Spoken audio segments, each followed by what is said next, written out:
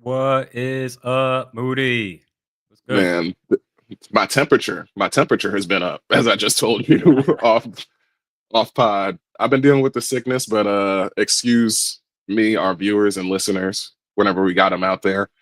Yeah. But I'm going through it this week. But I've been feeling better. I'd say it's at like a 3. It's just congestion and typical seasonal stuff. So Yeah, I mean, it's been super cold. I think we had like one good day this week where the weather yep, was pretty nice, it and was then out of nowhere. even today, I'm like, man, it is freezing, and it's like it Mhm. says it's like 40 degrees, but the wind chill drops it down That's at the least killer is the 10 wind chill. degrees. Yeah, 10 degrees. But But let's yeah, I'm get into pumped full the. of Benadryl and like vitamin C. So yeah, don't worry about it. All right, yeah. I know just for the listeners and whether you be on the visual or the audio medium, they'll hope that you try to mute yourself if you have to sneeze or blow your nose. But hey, Got shit you. happens. Shit happens. Yeah. I know when I was sick that last episode, whenever episode ago, I probably missed some times. If I went back and listened to it, I'm like, man, I'm probably all in the mic just like hmm But I think we can get into these Percy's, and I saw what yours was. I initially had my topic about like Nas and Illmatic, but I'm like, that's a little too big of a conversation to have a Sunday Percy. So let me kind of just water it down. And I didn't Okay, realize what yours was until I changed it. So I'm gonna let you start yours man, because yours is more good. relevant. Because it's big H Town. I ain't even from there. We end this horrible, horrible streak against these Warriors. But not only that, advancing the NBA Cup.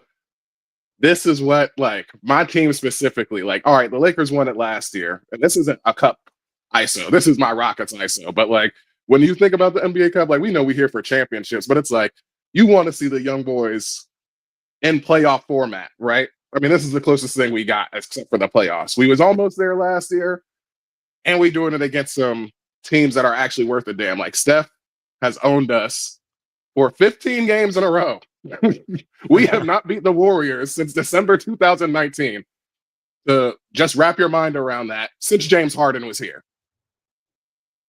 we have come out the other end of that side, and we grind out a W at home, 91-90, like some 2007 basketball, 2005, you know what I'm saying, type of Yeah. score. LP going off 26-11. We are 17-8. Granted, as I've told you this before, I mean, part of the reason that people say that the NBA season doesn't start until Christmas is because usually the rankings, like 2 years, or what was that, 3 years ago, you remember when the Pelicans, they were the number 1 seed in the West, but 2 years ago with Zion and Something like that. Brandon Ingram Yeah. and shit. So take it with a grain of salt. You know what I'm saying? But either way, we still the 3 seed. I'm hoping for a solid playoff spot. And we ain't got to talk about football. Like I said, basketball season is here for me, and that's all it is. I've been holding my tongue back because, the Rockets been doing good. I ain't been, you know, trying to gas it up too much on the pod, but this was the one. Ending a 15-game streak against Steph, Jesus Christ. Thank God. Yeah, All I right, I'm mean, good. I heard there was a controversial ending with, like, Oh, yeah. Podolski and Kuminga, and then the next Mhm. day I heard that I didn't really see the play, so I don't know how it played out. Um, but then, like, I heard the next day, like, the refs, the league officiating office was like, "Nah, it was called correctly." So, I mean, Yeah, because it was at the end of the game. The Warriors were inbounding. What do you know? Great Houston defense. We get the deflection. Now the ball's like on the ground. So it's an open ball. Jalen jumps for it. Jonathan Kaminga, they both dive for it, but Jonathan Kaminga comes over the top and like catches him in the face as they're on the ground. And they're like, no, jump ball, jump ball. And you see Steve Kerr like, what was that? And I couldn't, drinking his tears. Get the fuck out of here, Steve Kerr. I couldn't wait for that. It was like, oh, well, we can't just have the rest decide the game. They did. Y'all didn't score for 3.5 minutes straight because y'all had two freaking 24-second violations in the closing seconds, back-to-back possessions. Y'all got clamped up. I don't want to hear it. I don't want to hear it, Steve Kerr. Get good. You got Steph on your team. I don't want to hear a motherfucking thing. City boys, we up. Rockets out of here, nigga. All right, go ahead. Sorry. But yeah, that was the summation of it. Lamping them up. They didn't score 3.5 minutes. I'm sorry. I'm sorry. You muted. I didn't hear you. Go ahead. Fixing my mic. My mic went out for a second. No, I said no. I get the hypeness. I get the hypeness. I mean, and it kind of leads into my Percy is this was more of a general question, I guess, because again, I didn't read yours until after I revised my Percy for today. But I'm like, are you watching the NBA? And it seems like, I mean, you're at least watching your Rockets. I know that much. I mean, in this situation, especially that they beat the Golden State Warriors, and they had this losing streak that goes back to 2019. But in general, are you watching the NBA? Because Yes. Oh, sorry. I thought that was a not rhetorical question. yeah, it was kind of the question, but then I was like, because I don't know if you've seen, but like ratings for the NBA are drastically down, Hmm. and that is the outlier because every other sport had ratings go up, and so the ticket prices to go watch these NBA Cup games are pretty affordable. They're like less Hmm. than $100. So Hell yeah. I'm curious to see, like, I mean, you say yes, but at what level are you watching it? Are you like chilling at home and like a game's on? Are you watching it? Yeah, yeah. I mean, obviously the number one is A the Rockets. non-Rocket, Like a that's non-Rocket. I get you. Yeah. We got, feature of the night, basically, I mean, mostly because, I work the night shift. So I'd be watching at work. Yeah. Like my coworker he'd be signing into like his league pass and we watch on his league pass at work. That's mostly where I watch, honestly. And Okay. we talk about outside of my Rockets because he's a Atlanta Hawks fan. So I actually do watch a decent amount of Hawks too. Okay. I mean, okay. So I guess you fit into that demographic with that actually is filling that is providing ratings and statistics for the NBA like, that says that you're watching. I guess I'm on the other side because I could tell you last night after SmackDown was over, I saw there was like the Clippers were playing somebody. I was like, I ain't trying to watch this. I'd Hmm. rather watch Die Hard on IFC. I have an excuse to as a Wizards fan. I'm like, I'm not gonna really watching Wizards games, especially if you're gonna get blown out by 20.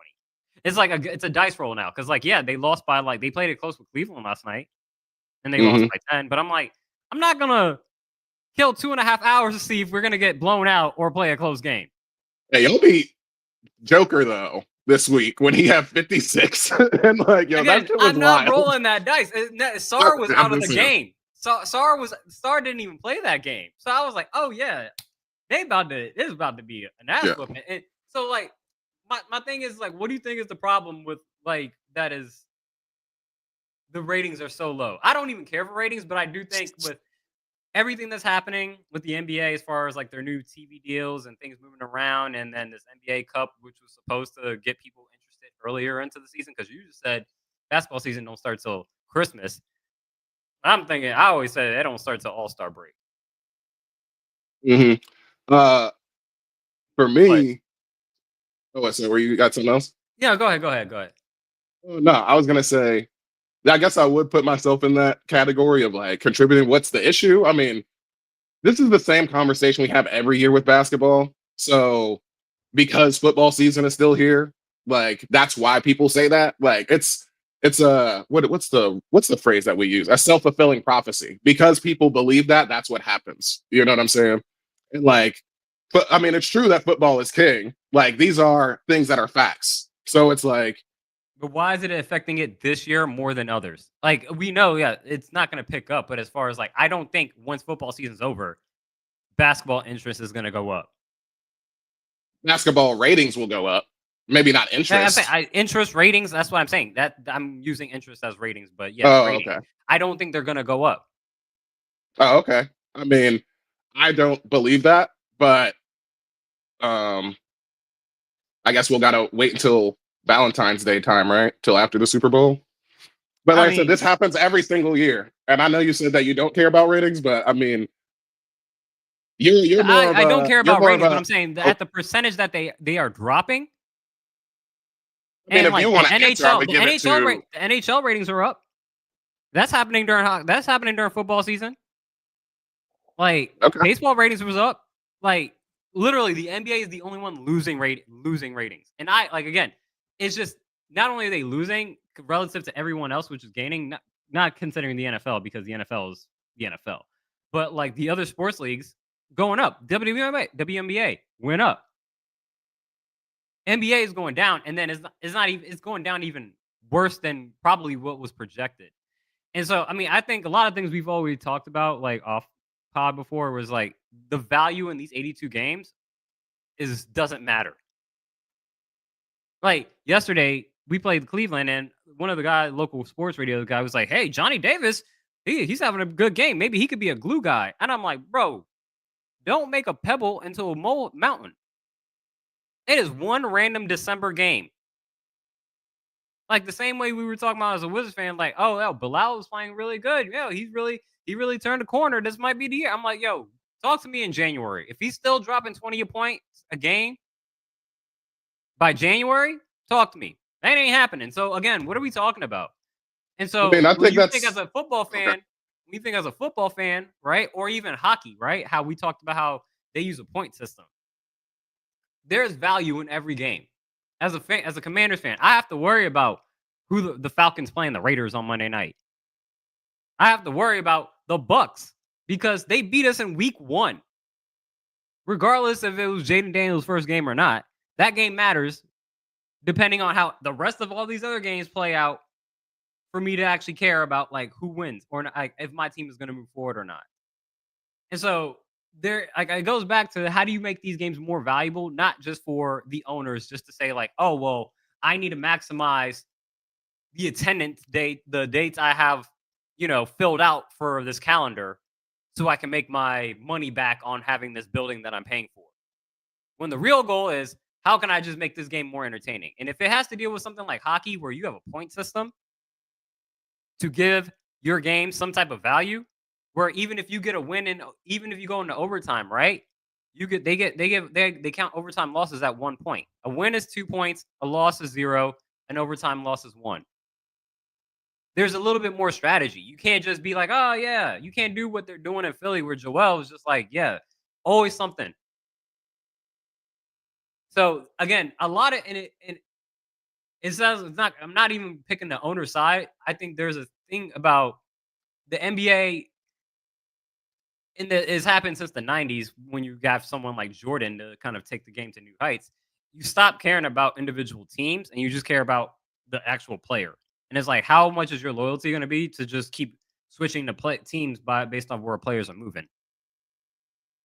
I think there's a lot of problems with the NBA that it doesn't feel like this is like their main job anymore. Not just the players, but everything else. It just feels like this is just a venue for them to kind of just promotion, and then everything else is just the things that matter to them. It doesn't really feel about the sport anymore. Because even again, the officiating, I'd rather watch a college basketball game, men or women, regardless, or a WNBA game before I watch a NBA game because I know the effort and the actual basketball of it, like the strategy of it, actually is better than a bunch of guys that, like I've said, shouldn't be in the league. They should be spending more time in college. But everybody plays this ISO ball that is just like, yeah, it's not an attractive game to watch. I'm not trying to watch everybody pretend to be like Steph. You're not Steph. And you could blame Steph for for saying, oh, he fucked up the game. No, he didn't. It's these ignorant people that think that, oh, yeah, we could just follow analytics because, yeah, threes are more than twos. But okay, like, at what point do you actually play smart and not just rely on numbers to kind of just get you these wins? So I think there's a lot of problems with the NBA, not only with the schedule. I think it's with how NBA players don't really see like this is not their main source of income. This is just a source of income, but this is not their main source. Their main sources are everything else that they do.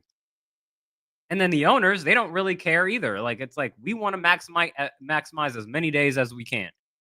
We have 41 days guaranteed here for the basketball game. We got concerts coming in. We got WWE coming in, AEW, whoever it may be. That, hey, 365 days, I got about 300 of them filled out. So NBA, needs to figure out their priorities because I don't see this trend going back up anytime soon if they don't fix it. I mean, uh, that's a yeah. You've highlighted there's things happening in the NBA that, um, like you said, the homogenization of the game. I think that's probably number one.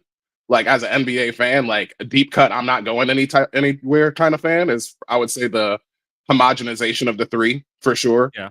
Uh, I wouldn't say it's necessarily people are thinking that they're Steph, but I would say it's more so, yeah, like you said, analytics based. Like when we hear that the Celtics are taking more threes than twos in a game, granted, that's their strength, you could say. That is a good 3-point shooting team. But when it just becomes that, you're like, okay, well, what's the differences in these teams if everybody's just playing exactly the same? You know what I'm saying? And it trickles down into the younger kids as you go into like AAU. It's like everybody's just playing the same individual ISO ball. That's why like these European players are way better.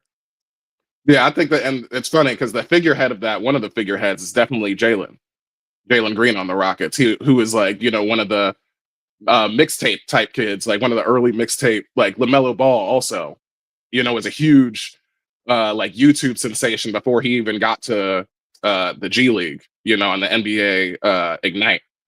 So yeah, there's something to that for sure.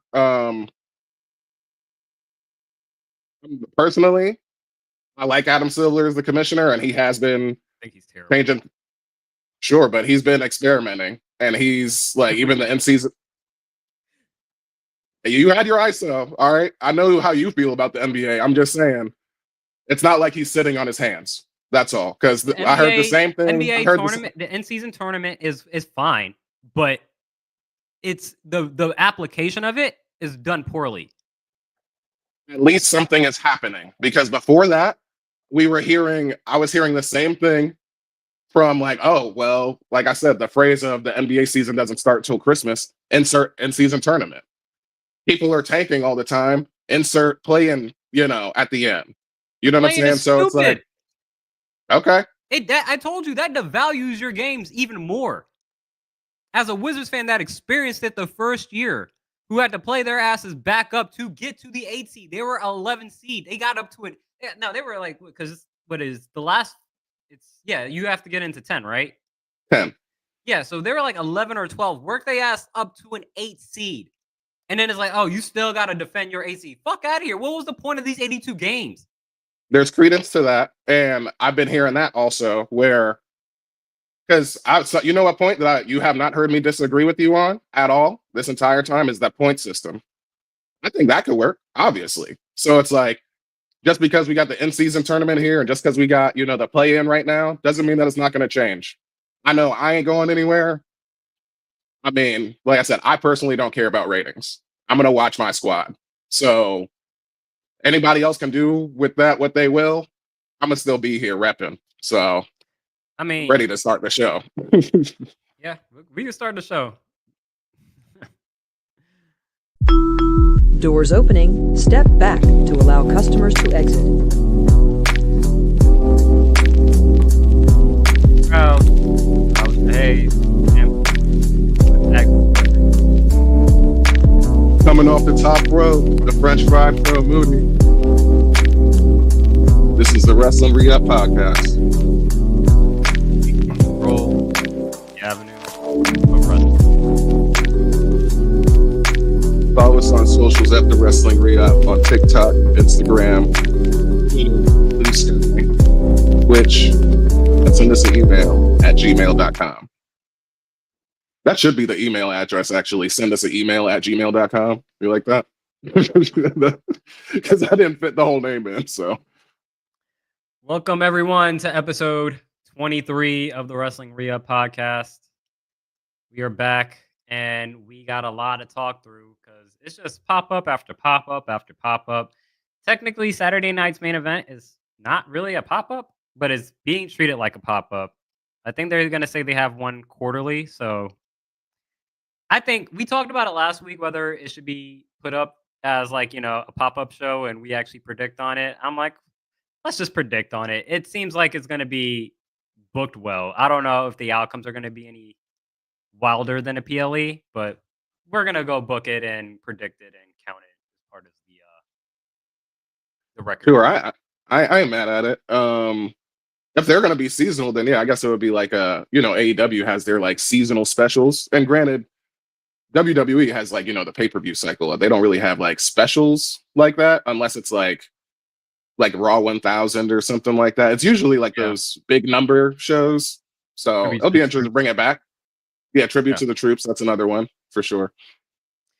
But let's get into last week's pop-up show. NXT Awful. Deadline. I said it on the last pod, yo. I was like, I felt so disconnected. I did not know what was gonna happen. I was like, I cannot believe I won with the Yeah, one correct prediction. I did the first thing. I completed I got a rare achievement.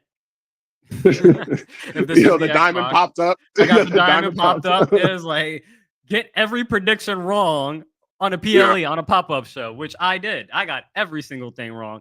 I was like, I could have sworn you said Jada Parker, but then when I looked at him, I said Lola Vice. I'm like, this. I could have sworn he said Jada Parker. Maybe he switched it. Nah.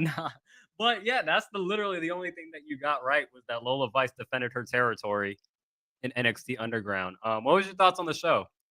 What was your primo? And if you had anything less than that, like call that out. I mean, the most primo is obviously Obafemi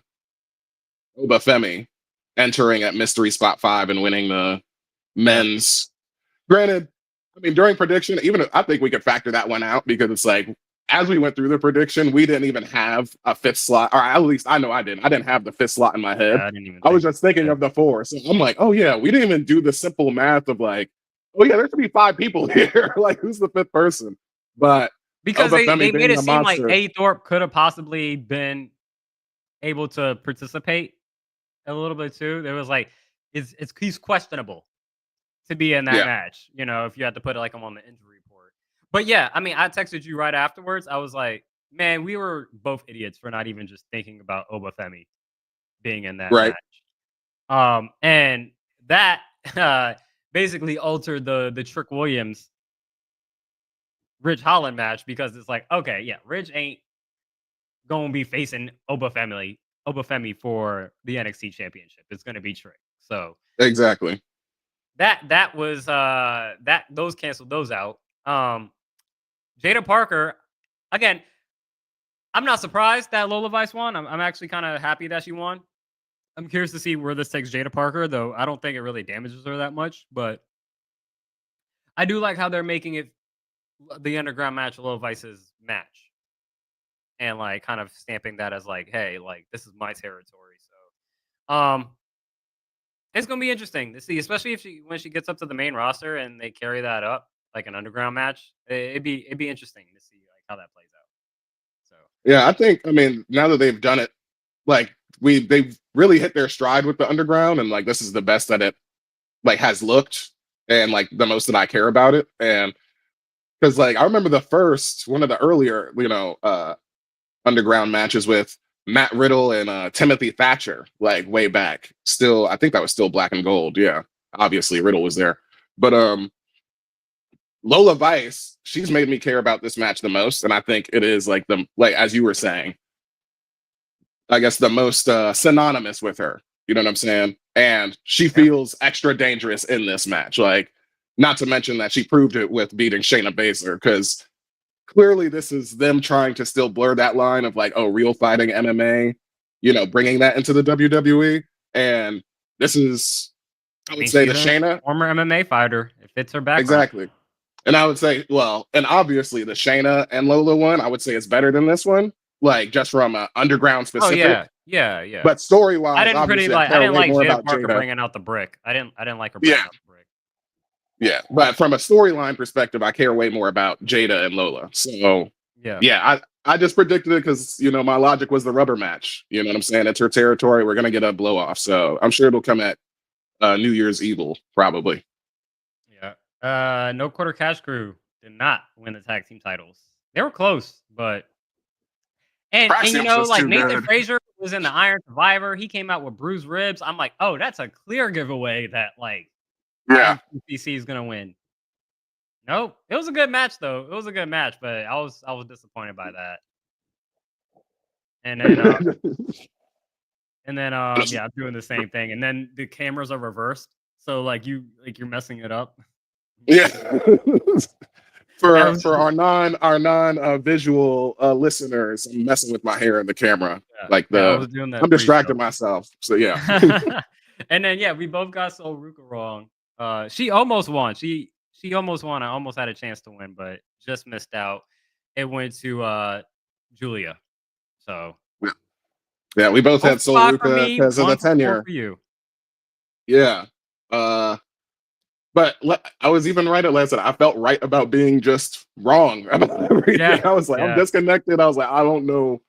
So, I mean, if anything, put another W on the board. This is like a 6-3 all field goal win. Jags versus Yeah, Commanders. this That's is what just basically happened. the Rams. This is the Rams 49ers game from Yeah, Thursday. yeah.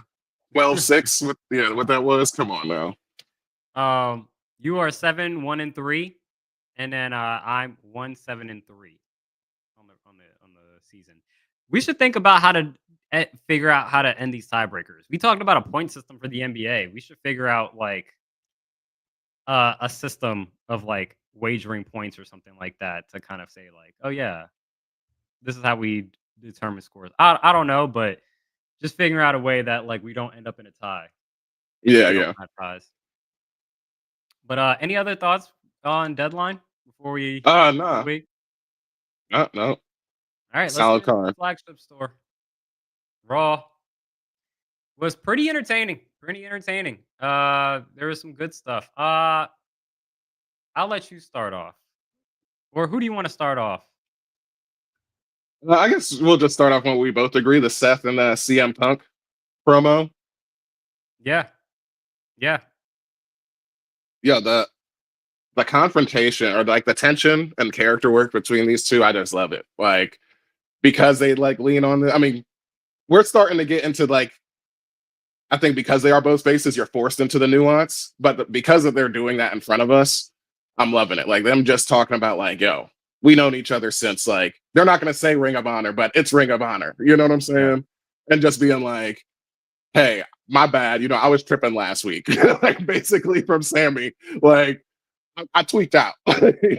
So what did you think? Was Seth was obviously justified and like I mean he didn't attack him, so but where were you what was your head at for as a Seth stan, like from his point of view? As it relates to Sammy? Yeah. No, yeah. I mean, I thought the dialogue between them was great. It felt real. You know what I'm saying? Like as real as you can get. I don't know how much they actually like planned out. I'm sure there was probably like bullet points, but as far as how's it played out, I mean, even how it played out on television, it just felt like, yeah, that's how things would play out in real life. I'm actually kind of surprised that they actually came to an amicable, response and be like, "Are we good?" And like, "We're good." And it's like, "All right, cool." And then That Seth was dipped. So it's like that yeah. is like the most non WWE thing ever. Like usually it ends in some type of brawl or some type of, you know, side eye where you're like, "Oh, nah, he's not really buying into that." So I thought just from like the conversation that they're having, the realness that they were talking about, I was like, this was each week, both last week and this week, it's all been really good. It's all been really good. So Yeah. And sorry. Go ahead. I was done. I was done. Oh yeah. I was just gonna say exactly like you said, just to say like the we're good. I'm like, yeah, that's how real men talk. Like if you're boys, Yeah. like you said, we've known each other that long. All right, my bad. Like I was tweaking, all right. We good. And then even just because you can always still run the fade with your boy. Like, I mean, we never had to personally, but I did that back in the day, in like middle school and high school. Like slap boxing is a thing. You know what I'm saying? You get tight and you be like, nah.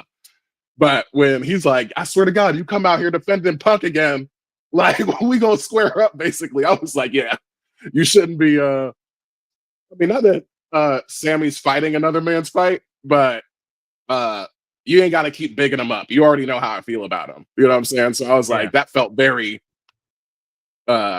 justified from Seth saying that to him. I thought that was like just maybe something I picked up on that I felt like, oh yeah, that's good stuff because like, yeah, you should know better. Like if you are still friends. You know what I'm saying? It's like you ain't got to always bring that shit up. So, but I thought it was cool because CM Punk, or not, sorry, Seth would be pissed at me calling him CM Punk, but Seth, Seth getting his feelings out about Punk, I thought was cool too. Just saying how he used to like look up to him and everything, and not even in a sarcastic way, because anytime we've heard that before, it's been in the ring with Punk, like, you know, when they're going back and forth.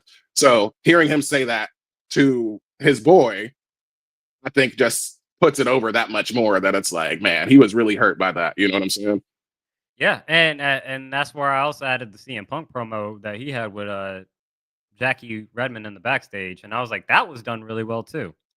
I think the way that WWE's been using Punk has been pretty good, because I'm Mhm. like, how many times has he? I had a thought. I'm like, how many times has he wrestled on television for free?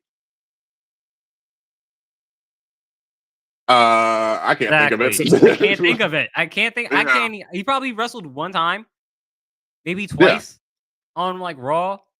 But Hmm. usually he's like, I'm fighting at like SummerSlam or wherever it may be. It's usually a big event, but like everything in between is a lot of good dialogue. And like he's not so much into the show, but when he's on the show, it feels important.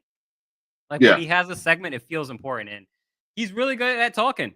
That's his strength. Lean into his strength and not having to force his body to take bumps every week. So I thought the conversation that he had with Jackie, just kind of laying out his history and how he's like, yo, Seth asked me to train him at 16 for free. See, people forget that part of the story and stuff like that. So it was done really well. I also, this past week or so, WWE had put out one of their playlist videos about like the relationship between Roman, Seth, and CM Punk, Hmm. from the point where like the Shield debuted all the way up until like their feud. I'm like, man, like those were really like the dog days of WWE. But like, because like I was like, what is their beef? Hmm. I missed out on the like I don't know the deeper context either. I think there's a lot of stuff with like I'm not knowledgeable as far as like non kayfabe as like what is their actual problems with each other, but this is probably my favorite storyline going into WrestleMania. And that's not even with like the Seth bias of it.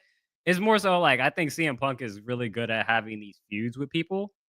And so it kind of gets the best out of the other person. And I think this is actually going to help Seth like more so than, it's more so like, past few years, my issue with Seth, not even Seth, but the booking of Seth is that he's uplifting others Hmm. and he's kind of having to play that role. But now CM Punk is doing that for him.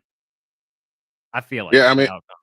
well, yeah. I mean, and it's hard to do that when you're talking about Seth, you know, threading the needle as the guy on Raw for so long, and obviously being one of the best wrestlers in the world. Like, definitely not outside of the top five for the last 7 years or whatever you want to call it. However, it feels like it's, you know, Roman had the belts for 7 years and he was just by himself, you know. But Yeah. yeah, I think honestly what you're trying to say is kind of what CM Punk said. Is like, you know, hey, the starter's back, you know, Seth, sit back down. You know what I'm saying? Time to sit on the bench. I think that's what you're Oh, saying, honestly. no, That's what no, it no, sounds like. no. What I'm I'm, I'm, saying is, I'm jacking. I'm jacking. during that whole promo, what I was saying is, I can't wait. I thought Punk cut a great promo, but I was like, I can't wait for this motherfucker Seth Rollins to curb stomp that motherfucker. Yeah, I obviously, can't I'm just wait. gaslighting you I as can't a Seth wait. fan. So, but yeah, I mean, it's hard to like when Seth is doing the elevating. Like, who can you credibly bring in and be like, all right, we can have this work, and it's not a waste of time, even if there's not like a belt, you know. And he's one of those guys. So yeah. Granted, this is definitely a feud to be the champion. So he's like Punk is already pointing at WrestleMania signs and stuff that aren't there. So Yeah. this is where He I'm has like, Heyman. He has how do Heyman. yeah, how does this go? Because I feel like obviously, I mean, we're gonna go whoever wins this feud is number one contender, right? That's the way that this should be, because that's what the Drew and Punk like rivalry basically was started in, because you know everybody got banged up at the wrong time last year. I mean, number one contender just to face Roman. Like, what is the number one Well, I contender mean for? Gunther, right? There's two belts now. There's 2 belts. Like Seth, do you believe CM Punk could I, beat Gunther like in kayfabe? Because I believe he could. Just because not it's on like first game try. tape. Not on first try. Maybe not first try, but yeah, okay. But we know obviously Seth is still in his fucking prime. You know what I'm saying? That's Yeah. not a question if they ever want to put the belt I'm on Seth. hesitant to So say number one contender because I don't think the guys are on Cody, sure, but he's not on the right show that they are on. But I mhm. guess that really doesn't matter. And then we also have the Royal Rumble. So it's kind of hard to say number one contender unless you're saying that Well, you're a de number one facto contender. number If yeah, you're calling the number one contender for like at to happen at the Royal Rumble, maybe yeah. Or I guess Elimination so. I Chamber. guess so. I just see that like CM Punk has that back pocket of that favor from Paul Heyman. Sure, yeah. You know, and Paul Heyman is essentially an executive, and so it just seems like Punk is going to be asked out. If he can't get his title shot legitimately, then he's just going to be like, "Yo, Paul, remember that favor? Hmm. Put me in that match." Right. I don't care if it's a 3-way or a 4-way.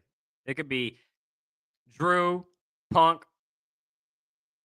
Or convince Roman. I Of, mean, ooh, ooh. it could be Seth, Punk, Cody, and Roman. Mm, yeah. Because I'm thinking, as you're like, I don't know, once you start fantasy booking or we just have these conversations, fantasy booking just moves a million miles a second in your head. Yeah, And like, as you were talking, I'm just like, I mean,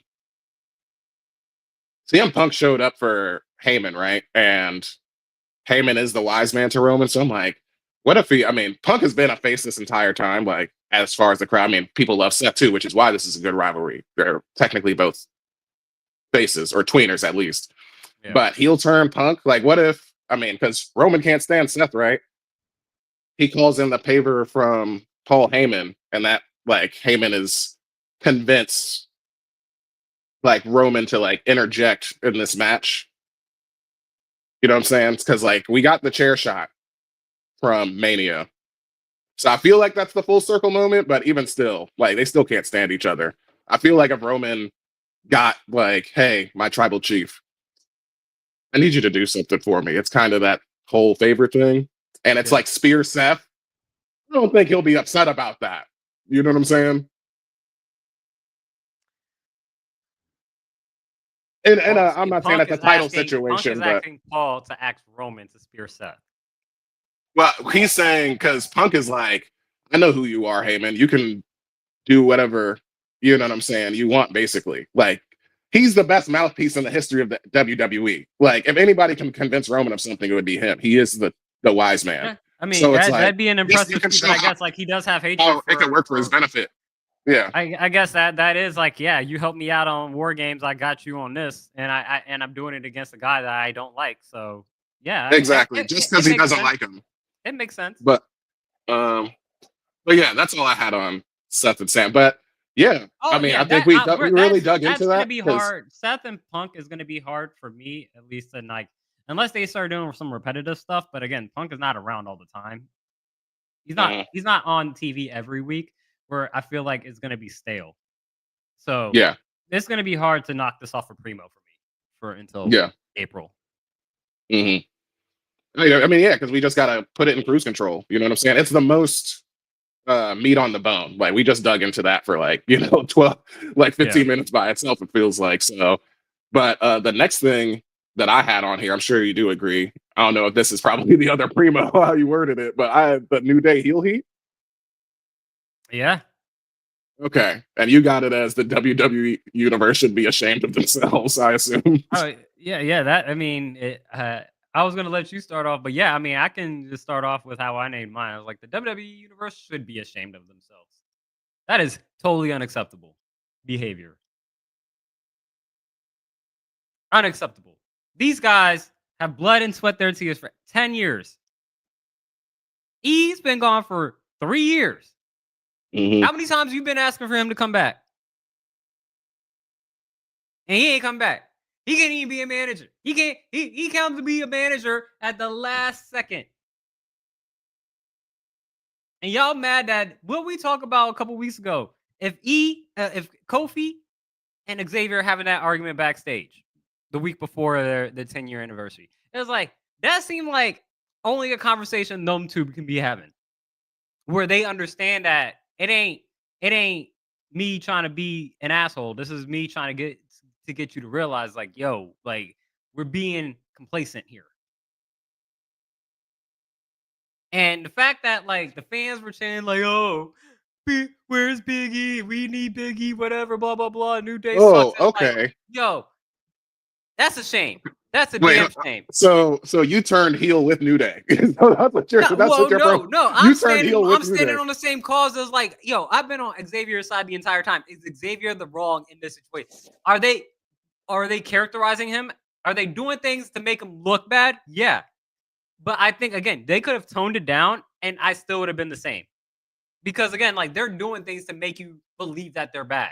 So again, I'm in kayfabe, yes, I'm turning heel with New Day, but I've been Oh on my Xavier's side. god. I've been on Xavier's side since August.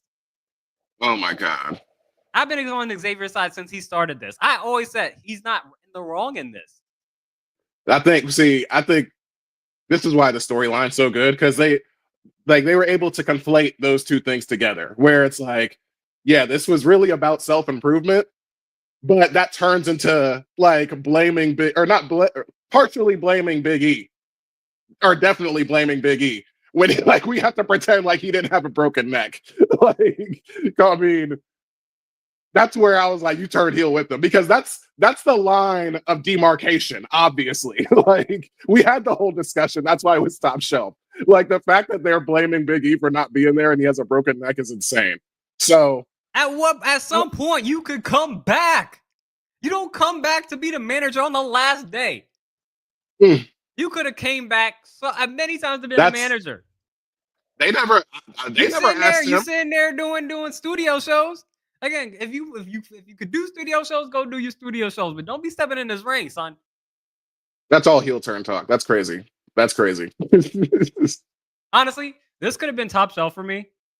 Because if anything, oh sorry, it could have been top shelf. I went on a diatribe. I went on a diatribe. Let me get your thoughts on the. Oh, okay, no, it was just because obviously that's the line of demarcation. That's why I was like, oh, you turned heel with them. I'm not saying because you can't. Me as a fan, I can't support New Day now.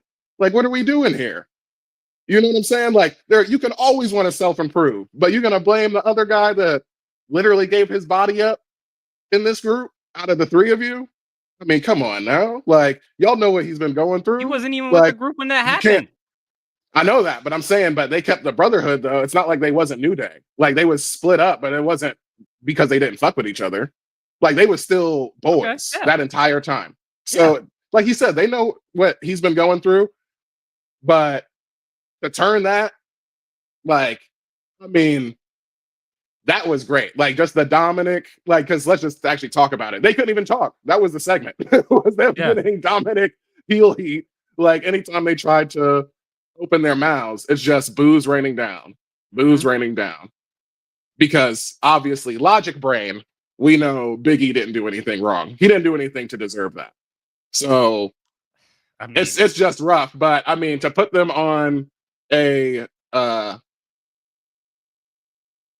obviously, like, I don't want to say obviously a tag team like run, because you could drop the tag team belts on them at any point in time because they're the New Day. You know what I'm saying? But if we get back to that self-improvement, the origin of this story, and like the months ago, like Xavier saying the quiet part out loud is that he wants to be champion. You know what I'm saying?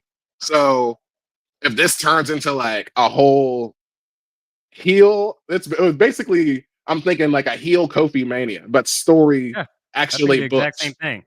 That would be fucking sick. You got to give it like, this has got a slow burn. This is like you putting the crock pot on for like 2 years, I think. No, I think it's not gonna happen. He's not gonna win the title like the heavyweight champion by WrestleMania, but like absolutely not. No. I can see by like next year. I can see by next year he could definitely hold a heavyweight, not a heavyweight championship, but he could definitely get it up in there. Yeah, because I want it to be more than a shot. You know, it has to be more than a shot, because I think that's going to be interesting if we doing the inverse of Kofi Mania and we just hate everything that Kofi and Woods do over the next 2 years, and then he gets and wins like in some main event. I don't know. We'll call it SummerSlam. He wins in SummerSlam, not next year, but the year after that, and we just can't stand it. I think that would be like awesome. I'll say two things. As far as first as it relates to that, Kofi Xavier Mania heel run. Yeah. You just said Xavier and Woods. I said last week, I still see a path that E turns heel with them. We all want to see him And get back in the because, ring. again, Hopefully, as like, long as he's healthy. Again, I think where I'm getting at is the fact what New Day said. Again, the problem with New Day is that they're super baby faces. And so in order to turn them heel, you can't just have them do some regular heel shit and then all of a sudden they're bad guys. They gotta have to kind of go overboard with their actions to prove that, like, to make you want to hate them. And so, like, if you take what they said to E 2 weeks ago, and obviously you take away like not even like the broken neck aspect of, like, I guess mostly like the broken neck aspect of it, right? Or at least how they kind of not more so like how they talked about it. I think what they're saying is still not wrong. It's like, we were there for you, but you were never there for us. I think that's with within kayfabe, obviously, like I'm talking about, like, there's a sense of like you were like, yes, you hurt. What they're saying makes sense, but like that doesn't mean that you just kind of like, we were at some point we were there for you for 2-3 years. We were there. We tried to make it like, but how many times you see us on TV? You see us lose to Usos. All of a sudden, like, you never said anything. We ain't get no phone call, no nothing. You know what I'm saying? Like, more so writing it into story, kayfabe. Everything I'm saying is kayfabe. So again, they're not wrong, but they have to go overboard. Everything Xavier is doing is like, okay, you didn't really need to be doing those heel tactics like that, but I get it. You're trying to turn a super baby face into a heel. And that's not easy. And so I think with E, he's gonna have to pay his dues if he want to be back with his boys. And his dues is gonna be, hey, you're gonna be a manager, you gotta be doing some heel manager shit. I need you to pull some legs and stuff like that, and like, distract the ref, and just be an enforcer. Because one thing with E, you can't touch me, bro. You can't touch me. So he can just stand in front of somebody, and then people be like, I want to hit you, but I can't. Right. And that's a threat in itself. So that's why I still say that, like, I think if you want to count me going heel turn with them, I went heel. But I think he's coming along too. Yeah.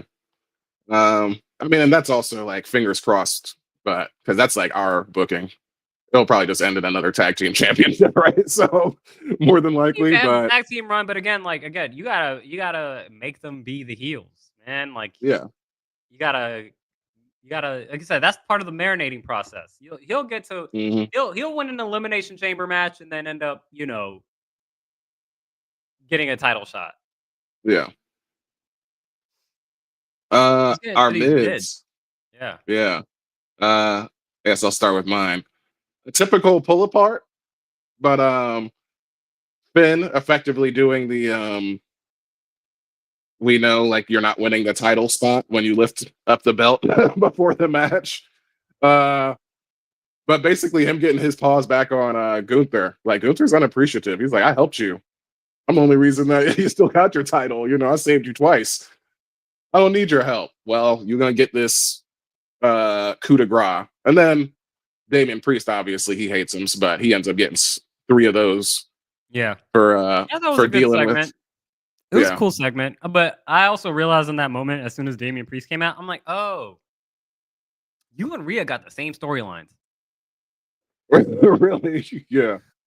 Literally the same exact storyline. One person. Yeah. One person's out there, and then all of a sudden your music hits, and then you walk out running angry, and then brawl, run out. Like, it's the same shit. Like, they really need to do something. And then you flip. Yeah, and then you flip who's standing tall, like, every other week, basically. Yeah. That's how you do it. But I'm fine with the segment. Do you have any more? I didn't actually have any more to say about it. Just the fact that I enjoy the It image was cool. of It was Finn cool. holding the belts up. I just like him holding them I up, thought I even thought though. I thought the beatdown was nice. I did like that. Mhm. Like, as much as we get tired of like these Judgment Day beatdowns, at least this one where like Finn was pretty dominating, kicking ass. I think he had like 3 coup de grace on Gunther, like he was On putting Damien. on everybody. Yeah. Yeah, So I thought it was done really well. As far as yeah. like, that beatdown that they gave. I'll get into my mid. Speaking on the other side of the Terror Twins, Rhea Ripley beating Raquel in a what was it, like a street fight? Any falls count anywhere? Whatever match type it was. It was Anything a goes match. match. That's what they Anything called it. goes match. Yeah. I thought that was a fun match.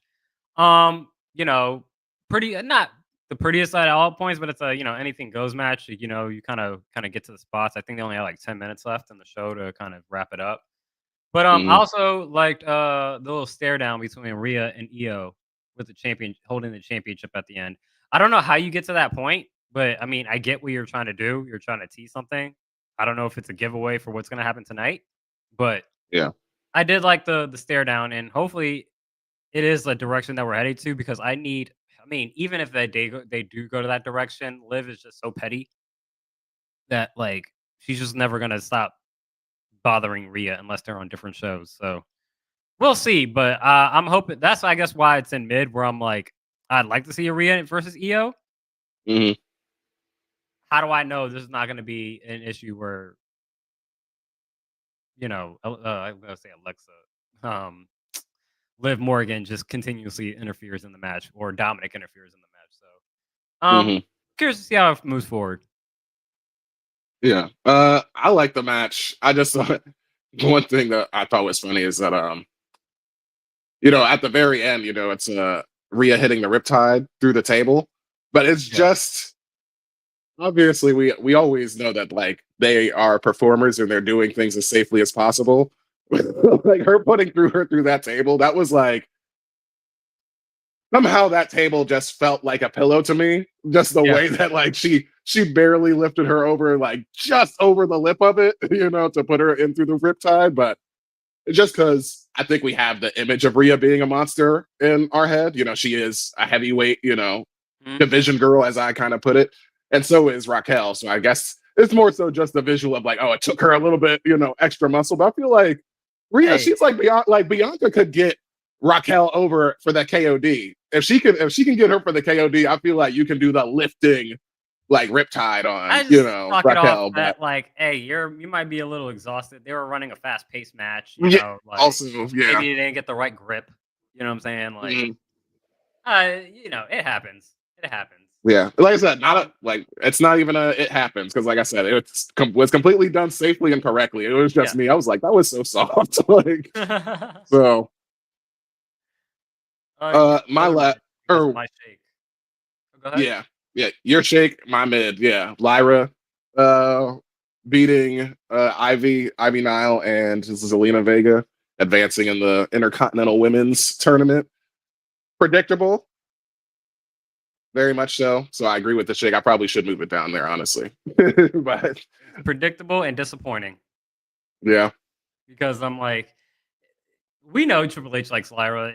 This is almost feels given that Lyra is probably going to win this tournament. I'm just disappointed in my not in Zelina for my girl Zelina. Hmm. Like that's a shame. I I I I get what we need to do with these belts sometimes. Sometimes we need to put a belt on somebody um to put them over. Hmm. And maybe like kind of like the Braun Breaker treatment, right? Um, Sometimes you put the person on the belt like someone like Bailey because you want to give it credibility, or Seth Rollins, for instance, with the World Heavyweight Championship. We'll talk about the U.S. Women's Championship when we get to SmackDown. I think that leans into more of the Seth realm of where that belt is Hmm. going. This seems like this is going more of the Braun Breaker route Yeah. That because was. Zelina deserves to move forward in this over Lyra, in my Mm. opinion. But I get it. I get it. Like you brought her in, you put her with Becky. Becky left. Then Lyra disappeared for a second and then came back. it's been an uneven path for her on the main roster that I'm just like, this just feels like intention more so than the best wrestler won. I'm not saying that she's not a great wrestler. Zelina's been doing it. Like she took Rhea Ripley to the edge at Puerto Rico. You know what I'm saying? Like she's not Yeah, she's Zelina deserving of having she this has title. yeah, she has more To emotional get eliminated in the deposits first for the round fans. is disappointing. Yeah, I hear what you're saying because she has more emotional deposits with the fans. Like she's been Yeah, here, right? So yeah, I hear what you're saying. emotional But deposits. even That's just, but if we even Ryan looking Clark in said that. kayfabe, Ryan even Clark in said that. wait, wait, what's it again? Is that emotional deposits? I'm like Ryan Clark said that this week about Aaron Oh Rodgers. yeah, oh yeah. Not Aaron He's Rodgers. in my he's in my It subconscious. was that was Devondre Campbell. That was about Devondre Campbell. Yeah, About yeah. Dre Greenlaw. And I think, Right? well, like you said, backlash last year was her like moment up to that point that it's like, oh yeah. And it wasn't just the fact that she was back home, but that was still the WWE universe. You know what I'm saying? And like she is over with us in the same situation. She's just Raw's Naomi, effectively. You know what I'm saying? It's the same on both sides. So As soon as you said that, I didn't think of it, but I'm like, damn, that's a good comp. And yeah, she's Raw's Naomi. that's just heartbreaking. That's just heartbreaking. But Um, we move on. So yeah. the title's available, so it's not like she'll never be able to hold it. I just wish she was the inaugural. Any other thoughts from the flagship? No, no, that was it for me. All right, let's make our way over to the next door. It's the bodega. Bodega. NXT, the aftermath of Deadline. The highlight for both of us that we both had in Primo was Obafemi Trick Williams promo. I wrote it Obafemi spitting facts. Yeah, go ahead and start off. I mean, I ain't see no lie what Obafemi said. It's a trick about, the only reason that, there is a Trick Williams era, a whoop that trick era is because I let it happen. And ain't no lies here. I think when these guys face off at New Year's Evil or whenever that happens, this is a squash. Obafemi is going to Brock Lesnar to John Cena this man. And I think they're going to do it in a way to protect Trick. I think, he's probably going to be bruised up. A protected squash. I don't know how. I think Trick is going to go to the main roster. Yeah. And so I don't have any issue with that prediction. I was just like, I'm just trying to wrap my head around protected squash. That's all. Because I'm like, if he's hurt, like going into it, like he has this whole neck thing with Ridge. If they come to blows at all, like beforehand, yeah, Obafemi's gonna stand tall in that situation. So it's like, if Oba gets his hands on Trick, I guess that would be a protected squash. But I don't see that as protected. I just see that as Obafemi kicking your ass twice in a row. In that match, and then Obafemi just dominates him like Brock Lesnar, I wouldn't have a problem with that. It'd be understandable. And then Trick could be part of the transfer window, head up over to Raw or probably SmackDown because Lash has primarily been on SmackDown. Yeah, it works out. Yeah. He doesn't have to debut immediately. He could be like, yo, I got transferred during, like, Marshawn Lattimore got traded with a hamstring injury, and he's literally just coming back for the first time after 5 weeks. So it's not like he has to immediately be on SmackDown after losing the title to Obafemi. It's like, nah, I'll come back Saturday night's main event or something like that. Yeah. And not for nothing. He don't gotta do this, but like, I mean, I love the fucking I'm Him boys, with Carmelo and Trick, just down in NXT. So like, if we get that vignette one time when he's like, oh, my boy's back in the barbershop or some shit, and it's Trick, that'd be fire. Like, I don't know if they're gonna be boys immediately. No, I'm just throwing it out there that I'm like, okay, like that was them as faces in NXT, but obviously like Trick coming in as a heel, like just on some different shit with Carmelo, I think that'd be cool. But either way, yeah, I mean Trick should be going up anyway. And yes, we're not doing predictions, it's a month away, but yeah, obviously Obafemi, he's been dominant up to this point. You see like freaking Tony D'Angelo, he's a mob boss, and he went through mental stress and shit, like trying to win that North American title. So I really don't think that's a conversation. But yeah, it was definitely yeah, the bars that he spit was I let you for sure. He was definitely as dominant as you possibly could be, like his entire North American championship run. He just never turned his eyes toward him. So uh let's get there now. Let's just get there. Like this is like kind of, I would say I was probably slightly overcooked. I mean, this is probably not the best exact comparison, but it makes me think of like Keith Lee when Keith Lee finally got over Adam Cole and he was champ for like that 2 months. It was really all about the chase and everything, but he had that moment and he was North American and NXT champion. Like, I feel like Obafemi winning would be something like that. The only reason that it wouldn't, I guess, be even bigger is because, like, yeah, I would have Obafemi winning this first encounter. So, because obviously I'm talking about like WrestleMania weekend, kind of. That's the only way you would make this bigger. But I'm like, I don't want to push it off that long. You know what I mean? Like, I so think with the changing of the year and then, Netflix, Raw getting Netflix and then, the shows becoming 3 hours and whatnot. I think for NXT, there's going to be a little bit of a changing of the guard. yeah, Like Roxanne, I think is getting called up, so like, you get Julia at the top of the women's division. You already have the NXT women's North American championship kind of locked down. Obafemi, I think, takes the place of Trick Williams. You know what I'm saying? So, like, I think there's a little bit of a changing of the guard of mhm. the top, where those guys are gonna graduate the to the main roster sooner rather than later. I don't think that's happening at WrestleMania. After WrestleMania, I think that's probably gonna happen. Yeah, probably like within the next during this transfer window, however long it's open. Yeah, whatever this transfer window is, we'll Yeah. get more into that. I'm sure they'll try and make kayfabe sense out of that. But uh, my mids, I called this, since we both agree on it, sad Ethan Page. I like sad Ethan Page. I like Ethan Page in Him, general.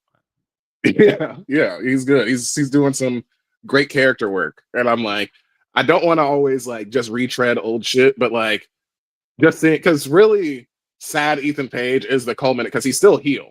So this is Jim obviously just stirring the pot on a possible face turn, but it's like at the point that he lost this, it's like, yeah, we still hate him. He's still a sniveling heel. You know what I'm saying? So the fact Yeah. that he's like starting to break down, I'm like, yeah, good.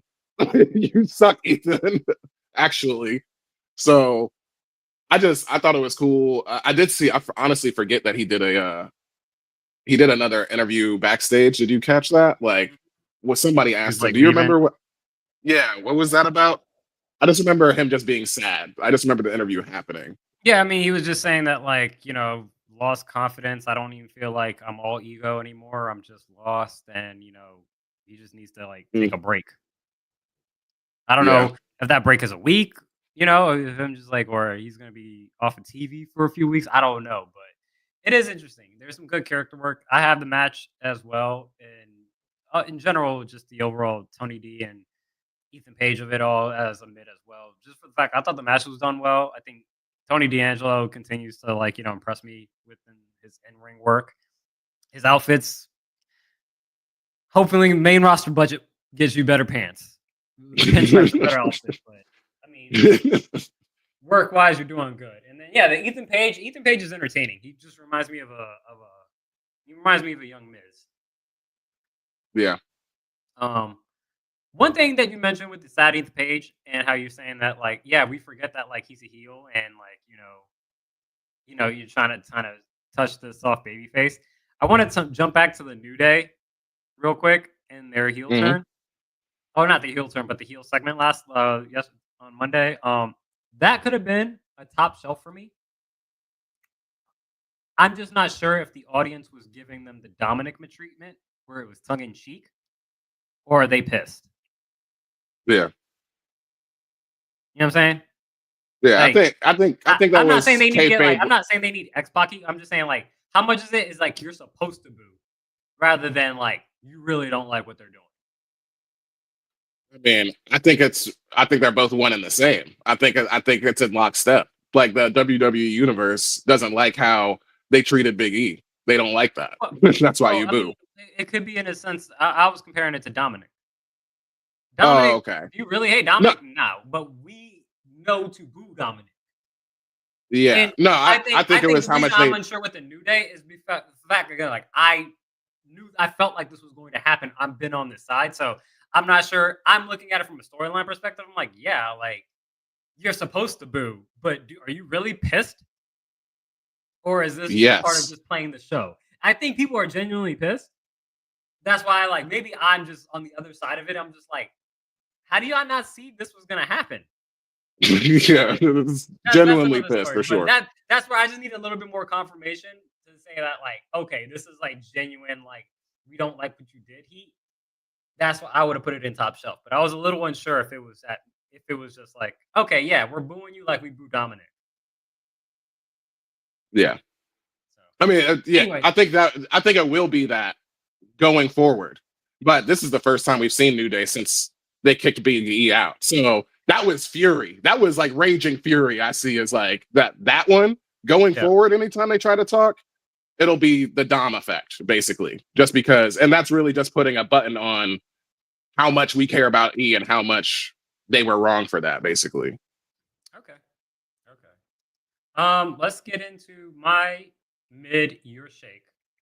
Javon Evans versus Wesley. Javon Evans picks up the win. Um, I kind of like the dynamic here, like especially coming out of Deadline, where Javon Evans was kind of giving a backstage interview, and he was like, "Man, like I know I didn't win, but that was fun though. That was fun. I still got all the energy. This, that, and the third. Like, man, I got to do Mhm. all this, that, and the third." And then Wesley comes up to him, he's like, "Bro, why are you so happy? You just lost." And then like basically saying that like you shouldn't just be happy with this. And so I thought the match was pretty good. Wesley got a little haircut and everything, took off his locks. Um, yeah, it was an entertaining match. It was an entertaining match. It's curious to see that Wesley is now 0-2 versus Javon Evans. So I don't know where that takes him from here, or if that's just kind of gonna be part of a storyline against the kid. But it was a good match. I enjoyed it.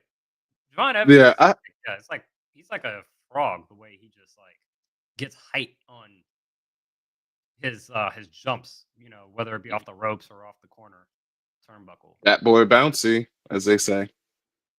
Which I'm not sure if that's the name of his finisher, but I was like, if so, that's dumb because they say it on commentary every time he does it, that corkscrew splash.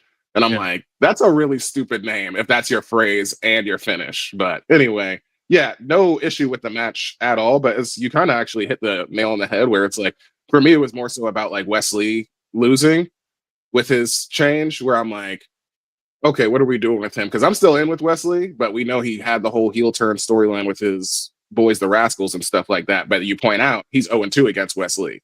So I'm like, or 0-2 Javon against Evans. Javon Evans, excuse me. Yeah.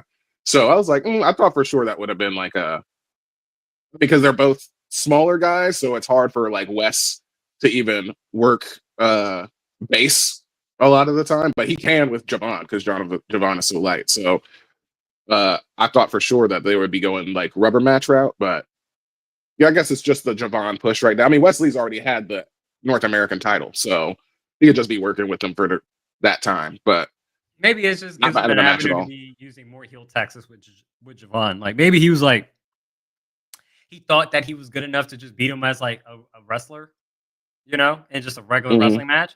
But then now he's like, man, I can't let this 19-year-old, 20-year-old kid be getting the one up on me. And then he starts resorting to a little bit more, heel tactics. And then, Javon More heelish. he's just very happy go lucky that like maybe this gets some attitude out of Javon. Even though we have seen Javon, kirk out on some people, like Ethan Mm, Page earlier this year. So uh, I get why you have it in shake. I think a lot of it was just like I think the match was like they're just good wrestlers, and I'm like, I'll give you the mid. So yeah. probably more of a shake, but I was being nice. Uh, Want to talk about Kalani? my yeah. Because this was more of a pull apart than anything. Mhm. Obviously, with Roxanne talking her usual shit. I'm the best. Nobody's on my level to Julia. And Kaylani coming down for the save after Cora Jade jumps in the ring to jump Julia. I just like it still somehow doesn't feel tired to me, I guess. That's why it's in. And I'm like, just like Roxanne and Julie are just super over with me, where I'm like, I just want to see him. So it doesn't really matter to me. Even though I will, like, I think because I should be tired of it. I think that's what it is. Because, like, Roxanne is, not to say it's always like carbon copy of, like, her promos are, but like, we've already covered this. You know what I'm saying? I would like her to, if anything, like personalize the the beef right now. So just talk about Julia, if anything. But yeah, Kaylani, it's not her division, I think, because she already graduated from North America. In fact, she's clearly trying to insert herself in the women's title now, the NXT women's title division. So I like that. That was the element that put it in mids for me, because I would have had this in Shake since it was just a pull apart and a promo. But it was more so like, okay, Kaylani's going after the NXT women's title. Like, or at least maybe that just finally clicked for me. Yeah, I mean, they had a match, I believe, at the end of the night, too, where Jade ended up getting the win over Kalani. But yeah, I mean, I thought it was cool. I mean, I know reading the Bleacher Report article of, like, the Grays, they were saying that, like, maybe this is hinting at a Kalani Jordan heel turn. I didn't pick up anything like that, but we'll see. We'll see. If I had to put it anywhere, I'd probably leave it at Shake just to have that intrigue, because I didn't pick up anything that would imply that she would be turning heel or turning against Julia, but it would make sense if you're trying to go at the women's championship, Yeah, for sure. Um, Your Shake? yeah, I'll talk about my two shakes pretty quickly. Welcome back, Shotzi. Of course. See her back. Surprised it's on NXT, but I mean, doesn't mean that she can't make her way back up to SmackDown or Raw anytime soon. But I'm curious to see how that plays out. So I'm just glad that Shotzi's back. And then second, I was gonna put this as a champion of the week, and I just kind of struggled to what I was gonna call it. But the only thing that really came up to my mind was from Dodgeball. He was like, "That's a bold strategy, Cotton. Let's see how that works out." Because Eddie Thorpe gets jumped last week and is not able to participate in the Iron Survivor match. Somehow gets a title match from Ava, and as he finishes signing the contract, admits that he didn't get jumped. He basically attacked himself to skip the Iron Survivor match to get this. And I'm like, how would you know that would work? Yeah. That's pissing in the wind for real. Yeah, you're just throwing something out there. That is so dumb. Like, I can see people say, "Oh, that's like, is that?" Yeah, you skipped out on having to face the Iron Survivor match, but like, how would you even think? Like, why would you even attempt that? Yeah, like, you're right. It doesn't make a sense. I get, like, you just didn't have confidence in yourself to win that match. Yeah, you're hoping for the sympathy plea too. How would you end up with a title match? Ava, you need to stop hanging out with fucking Adam Pearce. I keep telling you, don't hang out with Nick Aldis and learn from him. I can see you've been hanging out with Adam Pearce. So I'll leave that at Shake, because I'm like, it could be Reggie, but I'm just like, hey, I mean, but if it worked, I guess it worked. I'm just like, how did you know it was going to work? Yeah. There's no way he could say that he knew that was going to work for sure. There's no way that was happening. The only Reggie I'm sure this week is my Reggie this time, and it is Shotzi. It's Shotzi coming back, and it's not. I called this goth girl faction confusion just because having the image, just the image of it, of Shotzi, Gigi Dolan, and crap. Jasmine X? No, Tatum Paxley. There we go. Tatum Paxley. Because, I like Tatum Paxley. The psycho trap is over with me. We got Gigi Dolan back from injury. Shotzi. We got some booking for her now, I guess. Or maybe it was injury.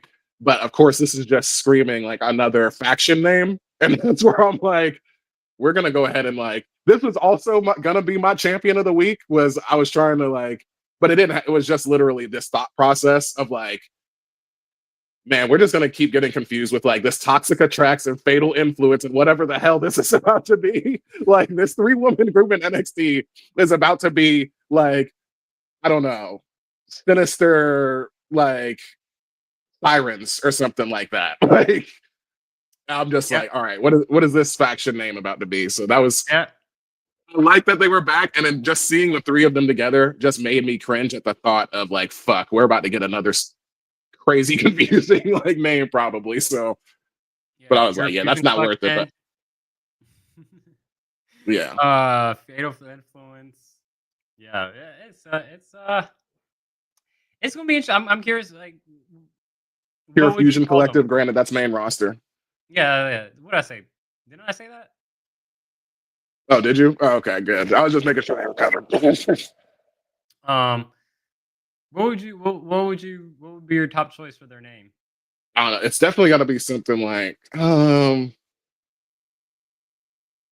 about like, I want to say like ink blot, something associated with like call it Rorschach because of all the tattoos. I don't know in the group. Like I was thinking like The Black Hearts would uh be dope Black Hearts. Yeah, that's yeah. because it wasn't that I was feel like it's a Shotzi's original simple name, right? 80s. Yeah. That Huh? was Shotzi. Wasn't that That's Shotzi's Shotzi's name? last name. Yeah. Yeah, that was Shotzi the name they Blackheart. took from her. Yeah. Yeah, just call them the Black Hearts. Yeah. It's been long enough. I'm sure people would probably be like, oh yeah, we got this faction, the Black. Or at least it'll be like, it will be way cleaner for sure. Yeah, no 3 words or like just try to go one name at least for this group. Yeah, Yeah. like one word name. Yeah, not any 2-syllable word, then 3-syllable word Yeah. factions. Any other thoughts from the bodega before we go to the coffee shop? Nope, nope. I am ready. Take us there. Oh man, my primo that I had. Best thing on the show was Which show Will did Osprey. you Oh, sorry. Yeah, we did just first? AEW Dynamite, which is the coffee shop. You know, I just be on our tag code, so that's why I was just started. But AEW Dynamite, best wrestling match on the show. This is my primo of the week for them. Is the Continental Classic advancing. Will Osprey and Claudio. I felt it was very appropriate. I love that fact that this is when a roll up, or it wasn't a schoolboy roll up, it was a counter roll up. Those are different things. So it wasn't the most devastating maneuver, but it's like its cousin. But it happens after a fucking basically dead even match. It's like either one of y'all could have gone over because Claudio, being like the most perfect base for Will's high flying, and like Will going for a diving Oz cutter, you know, his running springboard off the back, and Claudio just knocking him senseless with those European uppercuts. I just love how he just. I mean, nobody. Who else owns the European uppercut? I'm trying to. The only other person I can honestly think of is Zack Saber Jr. and he's in New Japan, so obviously we're not even gonna like. But I'm like, actually on TV now, who's actually European uppercutting the heads off of people? That's Gunther. Does it's more so chops with him. Yeah, I would I like think to see him use a European uppercut though. it- But yeah, Claudio's just the king of the European uppercut, and he was giving it to fucking Will. maybe Sheamus. And No, I don't know. yeah, yeah. But yeah, Will slithers his way out, and obviously Claudio's pissed off, and it grabs a chair, and he's about to come whoop some ass just because he can, and he's ticked off. But Darby comes down for the save, so good on him. He's still. I mean, we know Darby's gonna die fighting the Death Riders. It doesn't matter like which one. He's like fuck all y'all. So I felt like it was also inappropriate for him to come down, but I was ready for Will to just get his ass beat. Honestly, Yeah. No, yeah, I had this as a mid. I mean, mid rising because yeah, I think everything that you said was good. I think the wrestling was good. Um, yeah, I guess it could have been Primo if I had to put something on the show Primo, but I thought the show in general was just pretty good. All right, so it's like I think it's just continuation. We got a good match. maybe there's some storyline progression that I missed out on, but I thought from a match quality standpoint, I'm like, all right, yeah, this is Yeah. definitely what I expect of Will Ospreay and Claudio. Um, yeah, that's my thoughts. What's your other? Yeah. Five-star TV match. That's why it's in primo. Okay. My other primo was the Bandito vignette. Did you see this? Bandito coming to AEW? I may have. Oh, okay. Well, Bandito, he's been on AEW before, and obviously you almost tell by his name. Oh, excuse me, Mexican Luchador, but he's been in CMLL and AAA and everything like that. But the reason that I put this in primo is because, once again, the way that you could just get people over is like presentation and shit like that. This is the most I've ever cared about Bandito. Like, I know he can fucking go. Like, I've watched his matches and stuff, but the workout that he put in, like, I know Wrestle Talk said, like, the dude Ollie, he was like, he looks like 2024 Bandito, 2023 Bandito. Like, he is huge. Like, it's almost like remember when Moxley was injured, or he was still lunatic fringe at this point, Dean Ambrose. But remember when he was injured and then he came back and all of a sudden he had a fucking neck like this? We were like, oh shit. Like, in the vignette, I love it because it's just, did you see the vignette? Yes or no? I don't think so. I don't got it. Okay. Oh yeah, you should. Yeah, definitely watch it after we get off of this. But I like it. It's just old Western. Like, you see these, like, I guess 3 lawmen in an old, like, Western town, and like Bandito like comes trotting up on his horse, and they're like, hey, you wanted around here, or some shit like that. Basically, they're gonna bring him in. And boy, the spaghetti Western music the music starts, they like try to pull the guns out.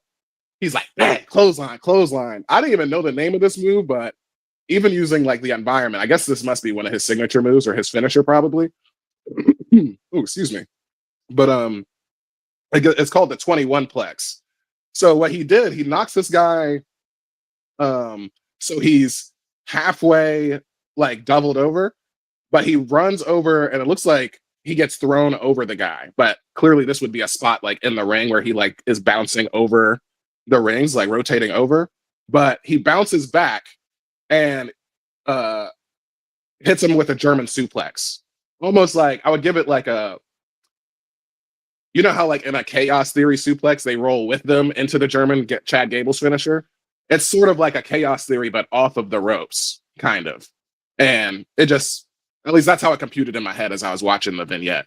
And I just thought that was fucking awesome. I was like, oh, that was sick as fuck. And then, of course, Bandito just rides off, into the sunset, coming to AEW Dynamite. And he clearly killed that guy, because also at the end of the vignette, it zooms in on the guy's face and his eyes are just open like this. I was like, oh, he's dead. He killed him with the 21 plex. All right, cool. But that made me care about him. So I was like, oh yeah, this is a really good vignette for, insert random wrestler, debuting. All right, it sounded like a match the way you were calling. I'm like, oh yeah, it is a vignette. I'm like, okay. Yeah. Is that in a whole vignette? Yep. I'll have to check that out. Mm-hmm. My other mid, before we get into the same one that we have, was Cole versus Kyle O'Reilly, and Adam Cole beating Kyle O'Reilly, getting a chance to face MJF at December to not remember, whatever the review is. December to dismember. Back in the ECW days. I know they have their December pay-per-view is that they're doing it on the 28th. Yeah. Either way, obviously these two guys are definitely familiar with each other, being in the man, I am blanking on their names. The Undisputed Era. Mm-hmm. Partners. Obviously going through their beef. So the match was great in itself. I also really like the when Adam Cole afterwards tried to kind of just get a handshake from Kyle O'Reilly, and he just kind of rolled out the ring and just kind of tight about it. I'm like, all right, I'm curious to see how this plays out. See how it might affect the MJF Adam Cole match in a couple weeks. But I mean, Adam Cole didn't interfere in his match against MJF at the last pay-per-view, so I'm curious to see where it goes. I got this at mid rising. Yeah, I didn't have it on there because I don't think it's good. Like, I wouldn't get my hopes up for that even leading to anything. Just like, you would pointed out the nuanced storytelling of him Yeah. rolling out the ring. I'm willing to bet that he just goes back to Ring of Honor and like because him causing. I mean, not to say that they wouldn't do this. Anything can happen, but him costing MJ or him costing Adam Cole the match, like coming up, would be so dumb to me because this is even still supposed to be a way late finish to the Adam Cole and MJF story that they had, when they were Yeah. not friends and then became best friends into Yeah. like who's the devil, and then they both got Adam injured, Cole. or Adam Cole got injured. So I'm pretty sure it's just Kyle O'Reilly being ticked off that he lost and like, I don't know, being salty, I guess. But like, I mean, that would, I don't know, that would give MJF the win, and it's not like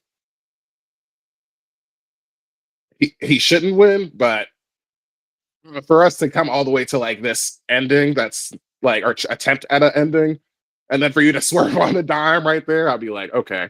But then again, it's like it's already too late, so maybe you should just cut the losses and be like, all right, well, let's make something out of Kyle. But I doubt it. I'm willing to bet that we don't see Kyle for a bit, like right after this match. Seriously. Hey, you have a better sense of the coffee shop than I do, so I'll lean on. I'll lean on you. I'll just say that we have about 3 weeks, 2 weeks before that Mhm. PLE, that pop up show, so we'll see how it turns out. Which one of your mids you want to talk about? This should be a primo, but Toni Storm returning. Same. I have Toni Storm as returning as my mid as well. Yeah, this should have been a primo, but I know why I put it in mid is because of selfish reasons. This happens directly after Mariah May retains the AEW Women's Championship against Marina Shirakawa, and I mean the pop was great. Love the pop. Immediately knew the music too. I know like Toni Storm's rock music, but she does not come back as timeless Toni Storm. She comes back as regular, grinder, 80s rocker Toni Storm. And it's strictly selfishness. The reason that I put it in mid, because as I told you, like she's my like women's wrestler of the year, like for sure. So this wasn't even like a case of like, oh, I'm upset, but I understand that if timeless Toni Storm shows up, we probably like you don't want to get swept up necessarily into the soap opera that is that character. You know what I mean? So for this to be like a just new chapter for her, or not even it is a new chapter, but it's a back to basics, like returning to like what I know type of thing. Yeah. And Wrestle Talk even put it as like, he was like, it'd be interesting if she had like a Three Faces of Foley. And I was just like, one just doesn't acknowledge the existence of the other. And I'm like, okay, that would actually kind of make sense. So I'm here for Toni Storm. She already got active this week and beat Anna Jay on Rampage.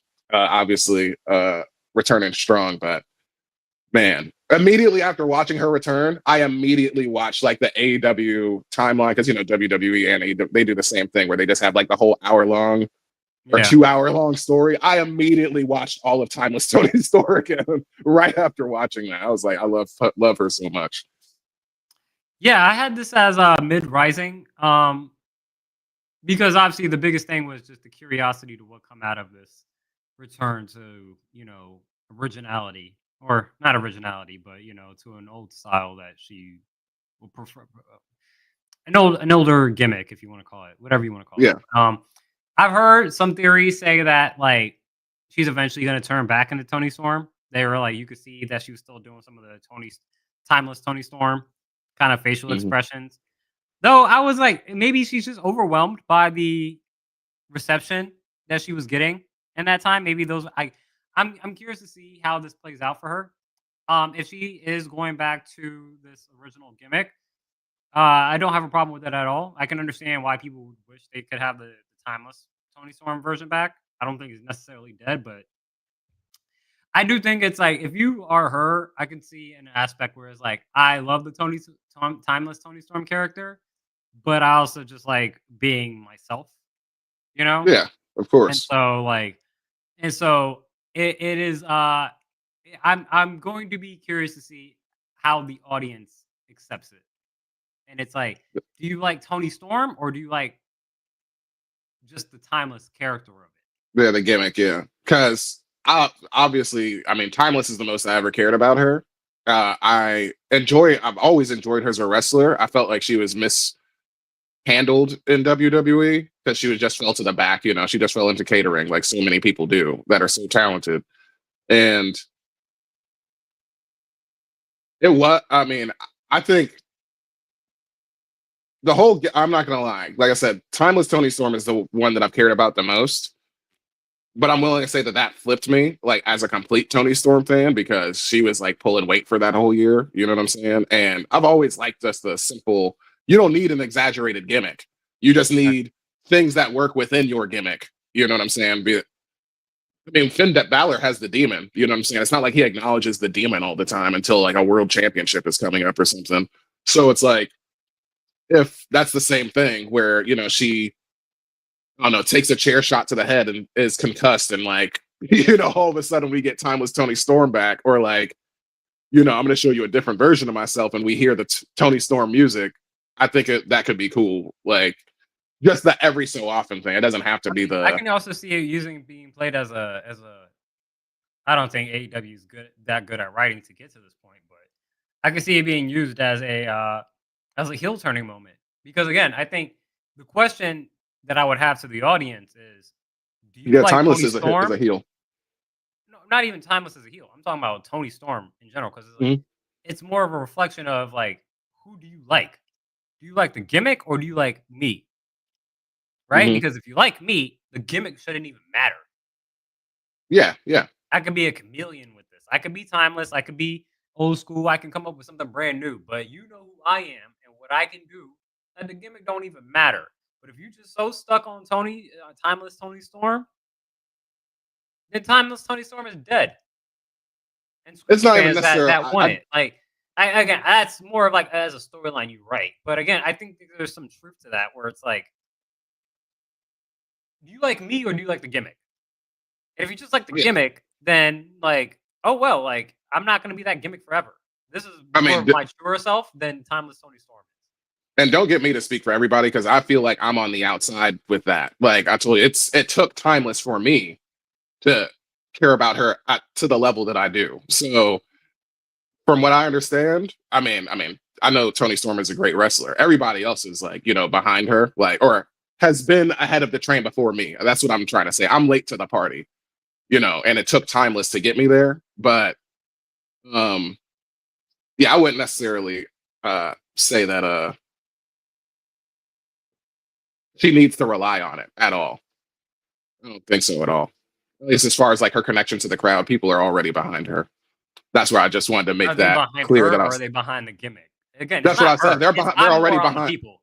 That's what I'm saying. They're behind her. I'm saying for me personally as a fan, it took Timeless. So that's why I was like, I don't want to speak for everybody else, but from every other like outlet, pod. I mean, we're on a pod ourselves. Like, take that with a grain of salt, what you will, whichever ones are like important to you. But they all love Toni Storm. I'm the one who's been late. So, like I said, I didn't care about Toni Storm in WWE. She came through WWE and right out the other door in like 3 years. And I didn't feel a thing. So. Okay. Let's wrap it up at the coffee shop. You got one more mid. Oh, yeah. Brody King going over Ricochet in the Continental Classic. Ricochet is losing a lot, which is good, because immediately this is pretty predictable to me, because the other slash I should have on here is, You say he's losing a lot? Yeah. Didn't he win? No, he lost this match to Brody King. He lost in this match. And but immediately afterwards, he's backstage, and you see he's holding a Ricochet won. Hurt Syndicate business card. Say Ricochet won. Did he? No way. Yes, he has 6 points. Okay. Either way, I was sworn this match specifically he lost. Either way, it was all about. I'm looking at the Bleacher Report. It says Ricochet defeated Brody King. Oh, okay, good. But I didn't think it was about the win or the loss, but I mean, I guess it was for me in my head because I was thinking it's really about getting the Hurt Syndicate business card. And that's the part that I thought was obvious when they had their in character like sit down with Renee Paquette about how they're still recruiting people and like, oh, we're gonna have like a guy who can like do everything and like fly around in his prime and stuff. I was like, okay, that's Ricochet. And now we finally got the business card in his hand. So that's why I had it in there. Okay. Yeah, I again, it's more so the wrestling matches. I'm like, okay, yeah, they're good. Again, it's a high bar for AEW. You know, it's not like it's with Javon Evans, Wesley. It's like, yeah, this is. I was telling my mom like the difference between like NXT and like Raw and SmackDown. I'm like, NXT is college, and then they get drafted to the college to the NFL, Yeah. right? And here it's like, yeah, so you could be a little bit more forgiving with a Javon Evans and Wesley. That's to put it in mid. Where here it's like, yeah, y'all put on great wrestling matches every week. I need the story, and so if there Mhm. is that, sure, but I mean, it's not the first time MVP encountered Ricochet and try to give him a business card. So, and again, it's not surprising. Again, like they have this history together being in the WWE. That yeah, it would make sense if that was the case. It would be interesting to see if that maybe there's a swerve, no pun intended. And not even counting swerve, but saying that like maybe there's another person that fits the Ricochet description, but is not Ricochet. Yeah. So I don't know who that may be, but curious to see how that moves forward. Ready to head over and talk about the Book of Wrestling? Yeah. Yeah. A whole bunch of entries in here. Yeah. I don't think we need to get through all of them, but we could pick a select few. I'll let you start off. Yeah. I mean, are we gonna hit the Pledge of Allegiance? I mean, we can. Okay, bye. Just trying to be conservative all the time.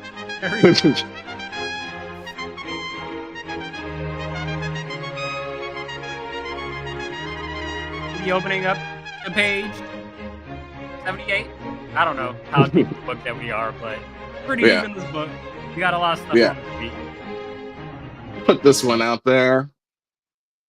The oldest one in here I got is December 13th, 1971. I call this Antonio Inoki's career hurdle in the wrestling business.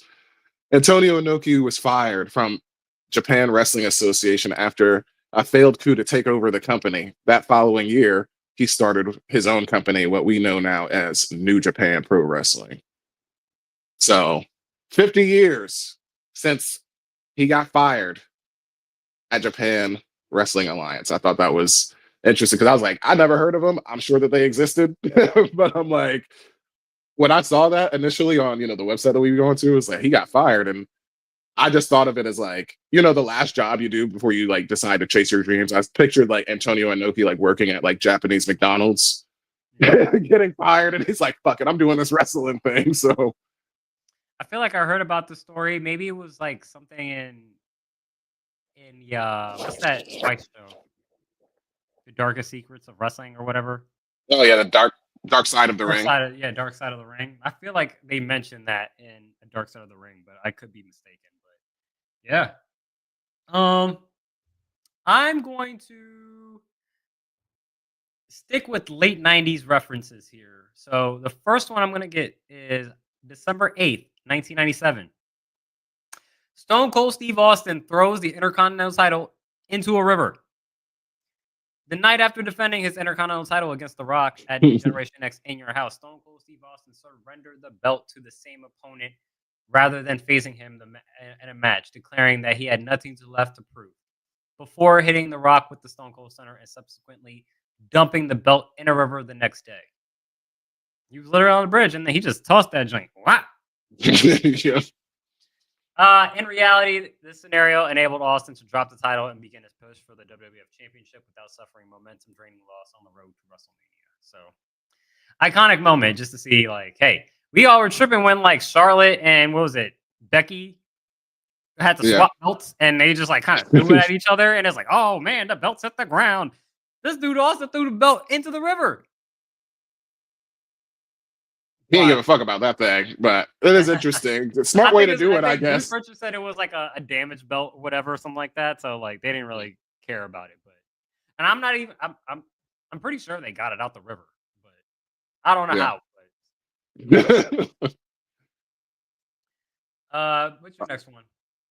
Man, I don't know how I didn't put this one on here. I'm gonna take it, obviously. That's why I was like, man, you got super lazy. That's why I had to put that on there for you. Yeah, I just did like the last 2 days, and I was like, all right, let me just put these two on here. But my goat, December 9th, 2001, Chris Jericho becoming the first undisputed champion. WWE Vengeance took place at San Diego Sports Arena in San Diego, California. This was the night that WWE merged their world title with the WCW World Heavyweight Championship by means of a mini tournament.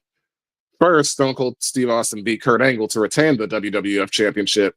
Chris Jericho then defeated The Rock for the WCW World Heavyweight title. And in the main event, Jericho beat Austin to take both belts home and declared undisputed champion. Elsewhere on the card, we don't care about that. But it's really about Chris Jericho becoming the living legend Yeah, that he is, that's for iconic, sure. and that was supremely surprising. Yeah, Like, love that's it. a big spot to look at. Like, yo, you beat The Rock and Stone Cold for And the championship same the night. same night. Mm-hmm. That's my guy. Jesus, Only Chris the way he Jericho. could. That's wild. That's wild. But big ups to Jericho. You still Yeah. running it. And I'm like, bro, you can relax, but you still in the game. But that's crazy, man. That's 24 years ago. Yeah, that is wild. That's wild. We're so 24 old. years ago. Oh man. Let's take it a year back. December 10th, 2000. Armageddon 6-man Hell in a Cell match. WWE held Armageddon pay-per-view at Birmingham Jefferson Civic Center in Birmingham, Alabama. The main event was the first and only 6-man Hell in a Cell match with the WWF Championship on the line. Kurt Angle successfully defended the title against Stone Cold Steve Austin, Rikishi, The Rock, Undertaker, and Triple H. If you remember, this is the iconic Rock promo where he basically did an impersonation of all of the opponents. He's Mhm. like, maybe I could be Stone Cold Steve Austin. Drink me a little Steve Weiser, We'll see. stuff like that. Yeah. That whole thing. So that was great. The match was perhaps most famous for the Undertaker choke slamming Rikishi from the top of the cell onto a heavily padded flatbed truck. Elsewhere on the card, Edge and Christian won the WWF Tag Team Championships in a fatal four-way match against the Dudley Boys, Road Dogg, and K-Quick, aka The Timeless Wonder. R-Truth, wrestling in the year 2000, and the Right to Censor, Bull Buchanan, and The Godfather. So, Yeah, this is iconic, if anything, just for giving me this option in video games. Because this is like the early, like when you get WWE Raw, you go, that was the specialty match. Hitting the 6-man Raw wasn't Hell in a Cell, just so everybody could play at once inside with hardcore conditions. Never happened again. And it's a good thing that it hasn't happened again. I think you can get a 3-man off. I think you can get a 3-man triple threat like Hell in a Cell off, but it shouldn't be more than that. Like I wouldn't want to see a fatal 4-way, but they went balls to the wall with this one. I think a fatal 4-way could work. I think 6 is a It could. I think 4 could work. It could, but once again, with like Punk and Drew just really reestablishing the Hell in a Cell, right? I would want a story like that. Like it's got to be a 3-way story, nuance between all three of them that they all can't stand each other to the point of Hell in a Cell. You could do that also with 4. It's just more moving pieces, but Yeah. I mean, and then at that point, why didn't you just get an Elimination Chamber match? yeah, basically. Right? That's exactly what this was. This Armageddon Hell in a Cell was like, we haven't invented the Elimination Chamber yet. So this is what it's gonna be. And obviously, the match itself wasn't that good. The only iconic, the most iconic thing from it was Rikishi getting choke slammed off the top of the cage. But nonetheless, couple more of the book. Yeah. I guess I'll put in the other one that I had because it sparked my eye, but called this Jeff Hardy's High. See what I did there? That nice little pun with Jeff Hardy and being high. December 14th, 2008. Armageddon, once again, being held at the HSBC Arena in Buffalo, New York. And the main event, Jeff Hardy winning the WWE Championship from Triple H, or from Edge and Triple H in a triple threat.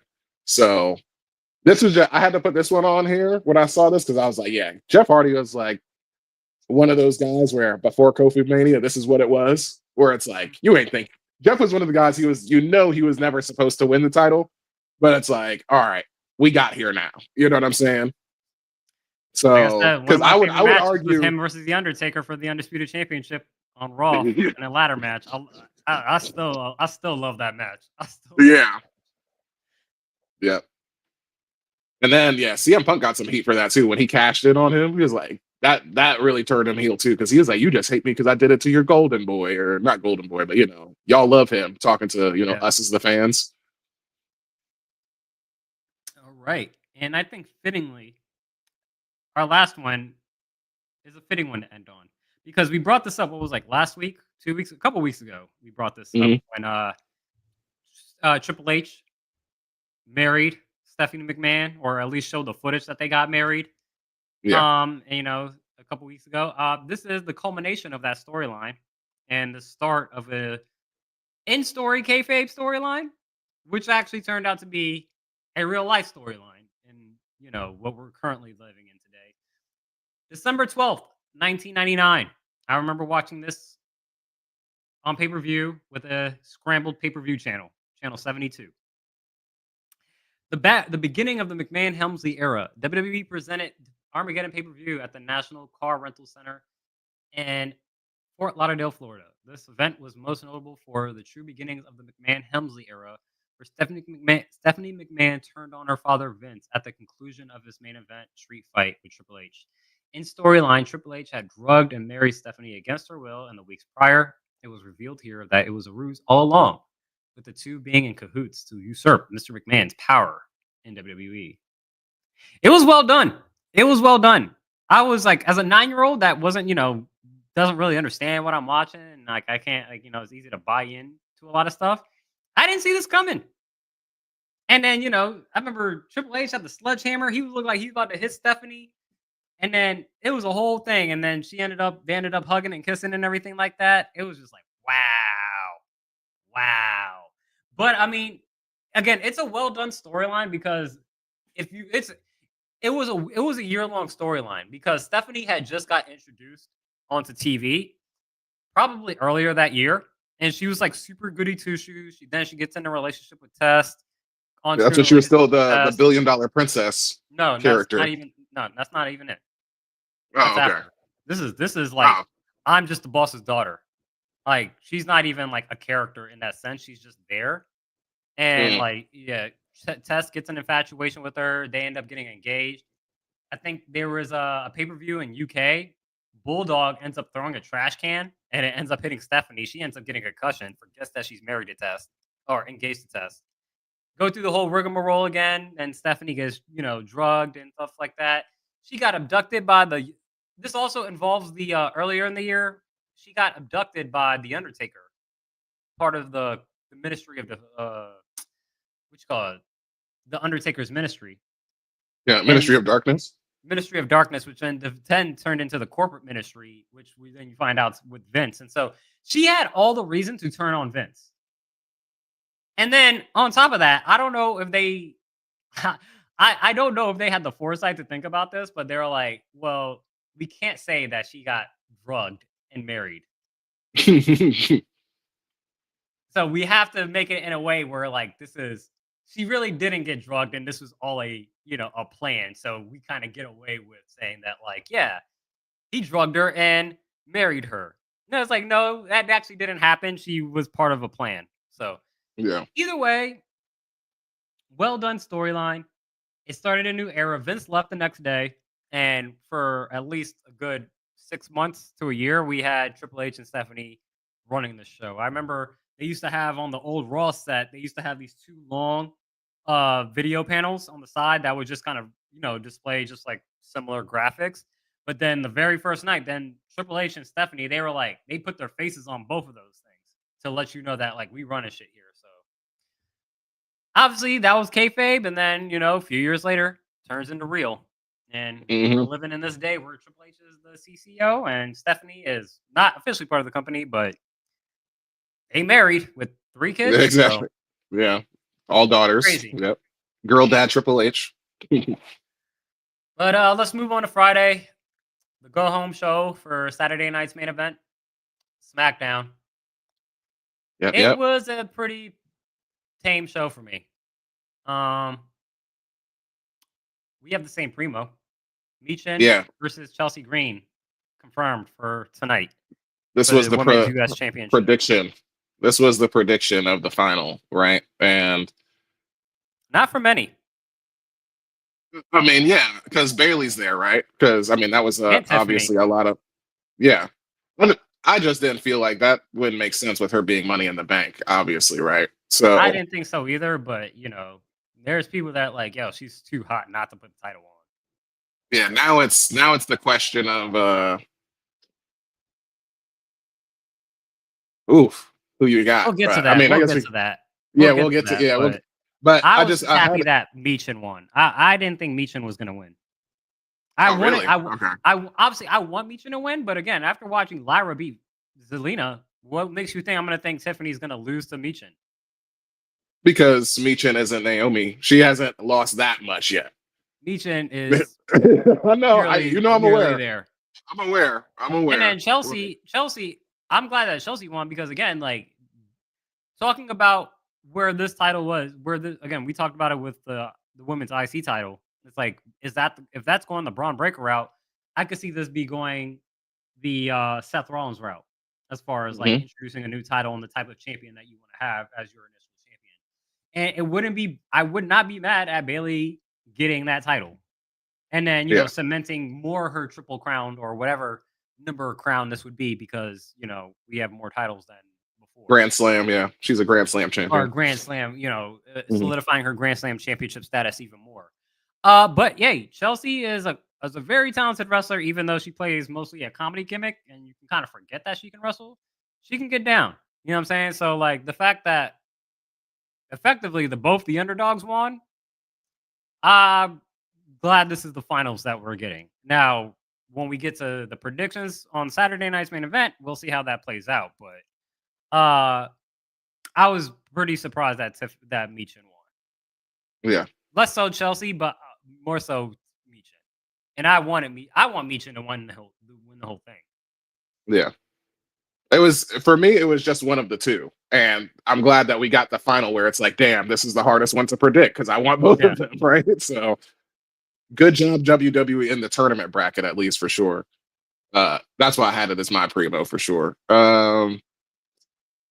Yeah, I have this written my mid. I have this. I put it all together. Roman challenging Solo to Tribal Combat on Netflix, Mhm. which I'll point out is on Raw, not on SmackDown. And LA Knight was just he was just unfortunate. He got caught in the crossfire of Solo being pissed off. That's the way that I saw that. Obviously we'll be watching this. I mean, that's not a PLE, so do you think that this is the final blow off? This is what the blow off is, right? Or it should be, because I I mean, mean, we kept having these tag matches and stuff, and like saying, "Oh, it's bloodline warfare" and stuff like that. But I mean, we've known that it's been about the Ula follow, right? So I still feel like Roman is incomplete without it. this is the intriguing part because yes, it's a Raw, but it's a pretty major Raw in the fact this is the first one on Netflix. They're going all out. I mean, even on this episode of SmackDown, I don't know if you watched it live or anything. Just from scene transitions, they had a scene transition that basically promoted the transition to Raw on Netflix. Oh, okay. It was a little excessive. It was like they would Yeah. go from a backstage segment, and then when they transitioned onto like the ring, it would be like a little quick like transition screen where like you see the Netflix end and it says January 6th, 2025. I'm like, yo, every time? Every time. Like it's not even a transition to go We into know. commercial. This is like it's not even commercial. This is literally a transition a transition scene. Mhm. So could it happen? Could it be the final of it? Sure, but then we also got the Royal Rumble. So it seems like it's good promo to be like, yeah, this is going to be the end. We're going to finally determine who is the one true tribal chief. or it should be the end. Like that's what tribal combat is for. It should be the end. Like this is like their Yeah. family's rules. So not to say that like I guess that's what I was saying, but yeah, in theory, this should be the blow off. Correct. So maybe this is actually where Rocky comes back or insert new bloodline character to interrupt this match. You know what I'm I mean, saying? Rock is going to be at that Raw. Yeah. So something. But either way, I'll be I looking mean, forward to that, do you obviously. think Roman is in the Royal Rumble match? I would say yes. Yeah. I think so too. So I mean, like if he's there and if he's in the Rumble match, this has to kind of be the ending point, right? Because you wouldn't have him unless like you do this again at Saturday night's main event a week before the Hmm. Rumble. But yeah, I think Roman would be in the Rumble. I like that story. Have Roman win it. Could that'll be his second time, right? So now him and Cody are 2-2. We think we're getting Cody Roman 3. We're just now getting pissed off at Cody. I mean, and then maybe this is where I don't know. I'm trying to think of like if Rock is going to be here or not. It's just impossible to know. So Like I said, The Rock is guaranteed to be there on Monday. yeah, The Raw Netflix debut. And so, and then again, leading up to WrestleMania, like it seems like a good time to come back. Now, to what degree? I don't know if he's gonna have a match again, but we'll see. We'll see. Um, Other than that, I just had Shake. Did you have any yeah, more thoughts? I'll talk about. I mean, I had the LA Knight solo as a mid as well. Um, I liked it's more so for like the LA Knight promo backstage before the match started, and then the match was like okay. I was curious to see who was gonna win. It didn't happen because it ended up in a no DQ, but it's interesting. I'm interested to see if I don't feel like LA Knight is the type of person to let this be a one off. yeah. I could see him getting involved a little bit, and not involved, but like becoming a problem for Solo's bloodline. Solo, yeah, Yeah, for sure. He definitely could be a thorn in the side. it could definitely be a Stone Cold esque, Hmm. problem to the bloodline. Shake for me, Braun Strowman returning. He beat Carmelo Hayes. Quick match, but even I think Carmelo and his facial reactions and to Braun Strowman and throughout the match Yeah. before the match, I thought was done really well. So that'll be interesting. And then the last one I want to put up, for months when they first announced Saturday night's main event, what was the one thing that I was I guaranteed? You said Tiffany was cashing in. That's not the main thing I guaranteed. The main thing I guaranteed was that there Oh, was okay. gonna be a Long Island street fight. Oh, okay. Yeah. Currently, we do not have one scheduled. And I doubt that we might have one scheduled, but I'm holding out a last bit of hope because Cody and KO brawled backstage last night. And my hope is that, typically with PLEs, you don't really get many backstage segments like that. But Saturday night's main event's a little different, where I do think we're going to get some backstage promos. I would not be surprised to see this match turn into a street fight. I mean, that makes logical sense because I mean, we even had their, Cody KO one when it was them as friends still, right? And Kevin is saying he doesn't deserve it. So this is technically the second match. You know what I mean? We need to up the ante. And I think this blood feud is like running over, like, or not in a bad way. I mean, like the temperature's more, I mean, it's bubbling Yeah. over.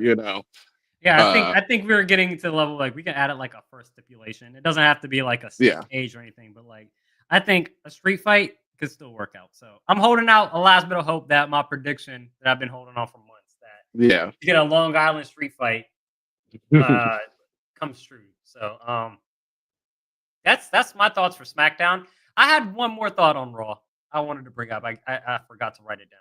But do you have any more thoughts on SmackDown before we? No, we good. Let's go. My last thought on Raw. I'll put this in mid. Final Testament over the Wyatt Six. Yeah. I enjoyed that specifically near the end of the match where Scarlett started to got involved. You know, she did the whole like leg pull and then like she kind of stepped back with her OJ gloves, and I was like, I didn't do it, I didn't do anything, blah blah blah. Then Nikki Cross comes up behind her, and then her facial reaction. I thought she was really good in this match as far as like her involvement in it. I Yeah. thought the ending of the match was done really well with the powder and Paul Ellering come back. So AOP, I'm a little concerned because I'm like, are you guys mute or are you that bad at cutting promos? Because right now, surprisingly, I'm more engaged with Scarlett and Karrion Cross. And we'll see how Paul Ellering fits in, but I think he fits in well with. I think those three could be really good. I do like Karrion Cross is kind of protecting Scarlett. He's super protective of his wife. Yeah. And I think they've got a good thing going on. And I don't know how much of that is coming across on TV for people, but I see their stuff on social that Karrion Cross has definitely stepped his both Karrion Cross and Scarlett have definitely stepped up their level. And I'm definitely getting more engaged with what they're doing. AOP, we gotta get you to start talking or something. They're never gonna talk. I don't think I've ever heard them say a word. Like even in the NXT run, they didn't say anything. Paul Ellering was there for them then. Yeah. Oh, okay. But yeah, that was my last they're thought. quiet. That was Yeah. my last thought for Raw. Talking with Karrion, I will say that ending though, I was just like, I can't even. I was like, kayfabe wise, I'm like, yo, this big ass smoke cloud in the fucking ring, like there was, when he threw the powder, I'm like, yo, ref. That was a like can't do anything that was about like a it. ref. That was like a ref Reggie moment, bro. Like I'm like this big ass puff of like LeBron chalk in the air. Bro, But if you already high, can the cops arrest you? No. It's not like they can't arrest you for possession if you already high and you don't got the joint on you. So, like, what are you gonna do if you just see a big? He just got a handful of cocaine though. It's just a handful. All the evidence all over the ring, in his face. Okay, on the mask, but yeah. Let's get into the Saturday night main event prediction. This is the first one since 2008. This is the first Saturday night's main event since 2008. I heard that on Rosenberg's podcast. Oh, cool. We got some old school legends coming in. They said Coco Beware is going to be there. Tito Santana, Jimmy Hart, Greg the Hammer Valentine, and a few other people are going to be there as well. Obviously, we're going to get Jesse Ventura, and there was a teaser because tonight's supposed to be a retro night going back to the 80s. That Cody is going to be coming out with. It's rumored to be coming out with the classic WWE Championship belt, the Wing Eagle belt. Yeah. So a big match. We got 5 cards on this match. 5 matches on this card. Yeah. It is pretty much a PLE level card. I don't know if this is going to be everything, but it is also pretty important to see how the outcomes play out because this could easily play out like a crown jewel. Yeah. Right. But let's start off. First match we got on this card. Women's World Championship match. Liv Morgan defends her title against Io Sky. I'm going Io Sky. Liv, your championship's been fun. We need to figure something else for the moment. Like, I'm good on a Liv title run. I'll take the loss if she wins. If Liv wins and retains, fine. But I'm here for the Io Sky win. 3-time champion Io Sky. Definitely here for an Io Sky because she's where Asuka was. You know what I'm saying? As far as like you're talking about just being in ring and most entertaining, like consistently, like no matter how much it's like the tread isn't coming off the tires yet, with Io. And we have been said that this Liv and Rhea beef has been like way too like gone on too long, basically. Which is why I'm saying the exact same thing. Because actually, from a from a like storyline perspective, I feel like you don't have to put the belt on Rhea um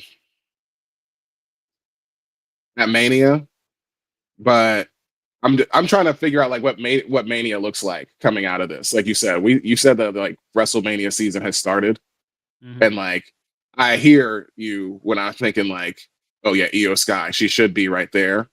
But maybe like as I'm saying that, I just said she's where Asuka was, and like what's happening with Asuka, she has like notoriously been screwed.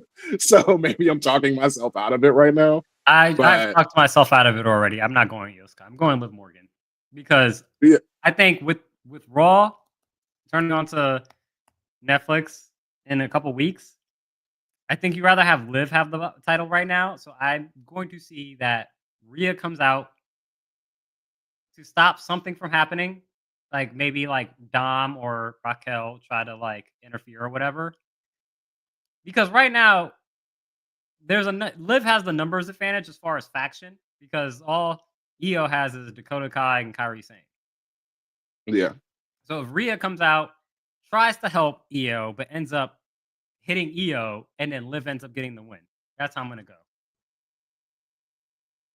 And then you somehow work in a triple threat: Io, Liv, and Rhea. yeah, you're gonna do that. So I'll go Liv. Yeah, Live. And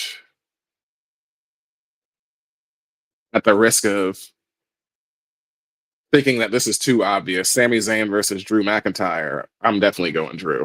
He Uh, just came back. There's no way. I mean, and Sammy doesn't lose anything, honestly. Uh, we know that Drew is bigger, stronger, faster in every way, and this time the resiliency badge just ain't gonna kick in. You know what I'm saying? yeah. Or it's not gonna be as effective. Um, the women's US championship, Chelsea Green versus Michin. This is the most like 50-50 I am on anything or most undecided. Just because, you know, it does have the look of a crown jewel card almost in a sense, where you're like, okay, well, this is super short and super like if you're protecting the good stuff, you know this is gonna be going down the middle pretty predictably. And that would be like all title defenses, right? This is a title establishing, and this is just as we've discussed throughout weeks, this is just the narrative of like, okay, who do you want? Because this is a win-win situation, I feel like. And I really think that like I think Chelsea winning at Mania could be a real thing, which is why I would want Michin to win now. And I think you can give her this run, and like we know that she can work and like really validate the work that she's already put in. Because I really just have that image of like Chelsea should be on Mania getting this, I think. But just getting a new title off rip, it's gonna be fire for Michin. So I'm going Michin. I don't know My like what that storyline is, you know, because obviously there's other women that are gonna be in that US title division, yeah. but Chelsea, regardless, should still be they'll find a way to put her in there, make it make sense after this loss. My heart says Michin, but my wrestling brain feels Chelsea. Even though like my heart also wishes Chelsea could win this title as well. Though like Yeah. Chelsea doesn't need the title. It'd be nice for the Yeah. appreciation of it, but and she would look good with the title. But like, Hey, I can hold see a on. One situation. Go ahead. before you say your official thing, I just thought because I didn't think about this during mine, but this is Trump's America now. I'm just gonna point that out. I should have thought about that before. So I'm like, maybe this is the United States women's title. I mean, yeah. But I mean, are you going to put the United States Women's title on a Canadian? I mean, She's white, but she's Canadian. true. All right, I guess we'll figure out which one the WWE cares more about. That's funny. It's like, all right, Um, who do you want representing your country? A Canadian white woman a United or States champ. Your first United States champion is a Canadian. What? You know, that's funny just to think about that in itself. So like that should lock you in. Like you're just like, yo, that's ridiculous. But hey, they're I all think characters. It doesn't matter. I think Chelsea is gonna look like she's about to win this match, but then she's too overzealous and Michin wins. Chelsea is such a good chaser. Like she's so good at like, you know, because she is technically, I mean, she is a heel. Well, I don't even think it's technical because she cheats. So like even when she's like grinding away, she doesn't, I mean, she does run away from fights, but it's like she knows she has to earn her way up the ladder. You know what I'm saying? Like she does get wins before like these big spots, like when she's about to like win in the ladder match, and you think she's about to win the you know the women's title before, or the Money in the Bank, excuse me, before Tiffany pushes her off. And it's just like Jesus, that was like such a good spot for her. Like that sounds shitty, but like Chelsea looks really good just losing. You know what I'm saying? In those spots. But that's why she needs a Mania win. Who you got? World Heavyweight Championship, Gunther versus Finn Balor and Damian Priest in a triple threat. The easy answer would be Gunther. I find it hard for Finn to win because not only because he's the smallest, not even because he's the smallest guy, is more so. I think this is more an opportunity to show more of the cracks in the bloodline in the Judgment Day faction that's happening. I wouldn't be surprised if the Judgment Day came out and they looked like they were going to attack Damian and they really jumped Finn. A triple threat is inherently no rule, so that could happen. And then that would then, in my logic, lead me to Damian and Gunther. And then this would be basically Damian's third time facing Gunther for the title. Yeah.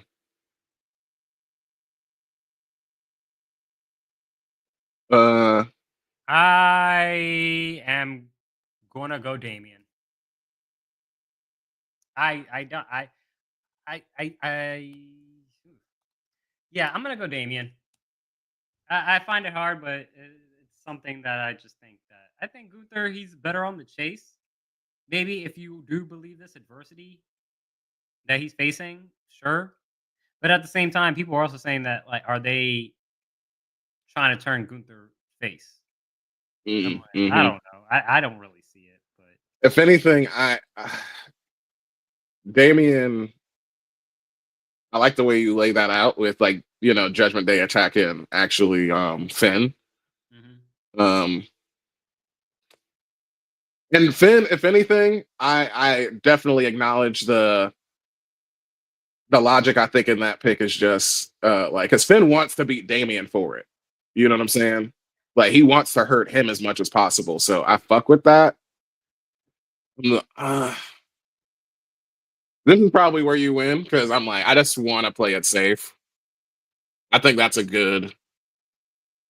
I think you might win just because of that. I think I'm playing it risky by going with Damian. Yeah, it is a risk, but I'm saying that's where you, hey, you know what I'm saying? Scared money don't make money. You taking that risk. Right. I'm saying this is the I gotta get play. back on the get back. I gotta find a win somewhere.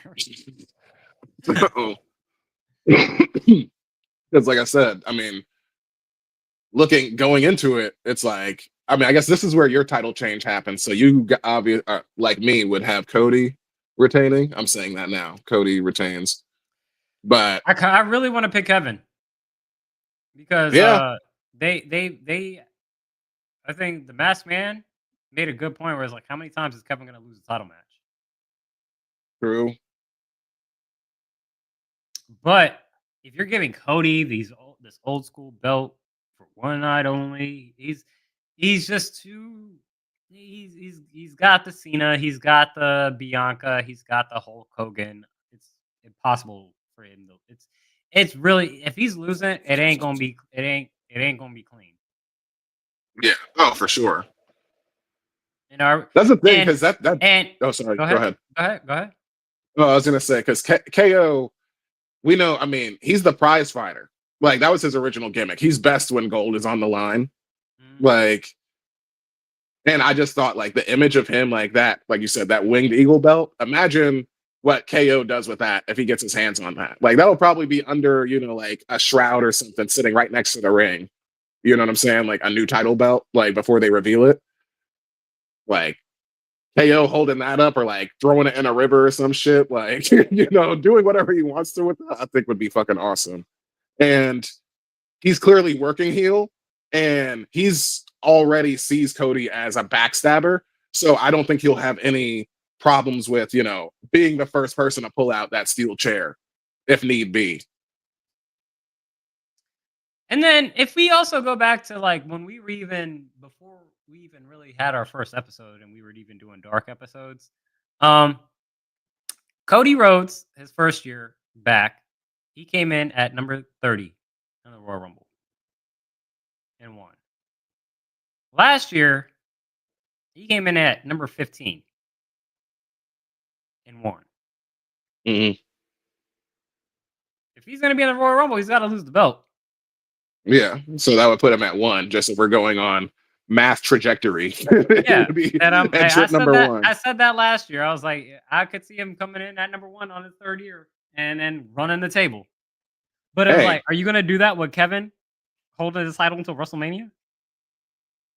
Hey, that would be awesome booking because in my booking I have Roman winning the Royal Rumble, so that would be a Cody and Roman meeting in the Royal Rumble as the last two.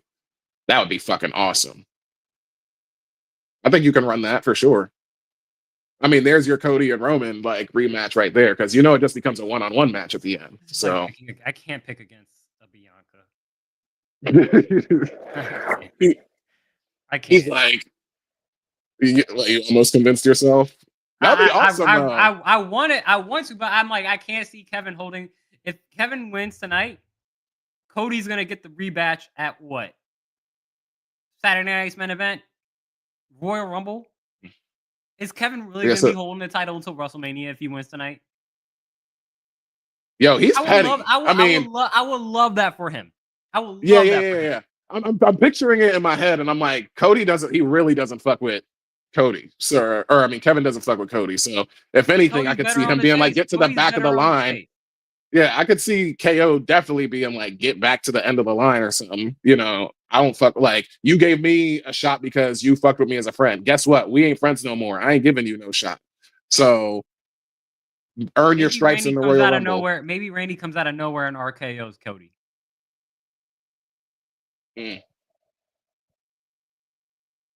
I've had some time sitting at home, and it made me realize that Kevin was right.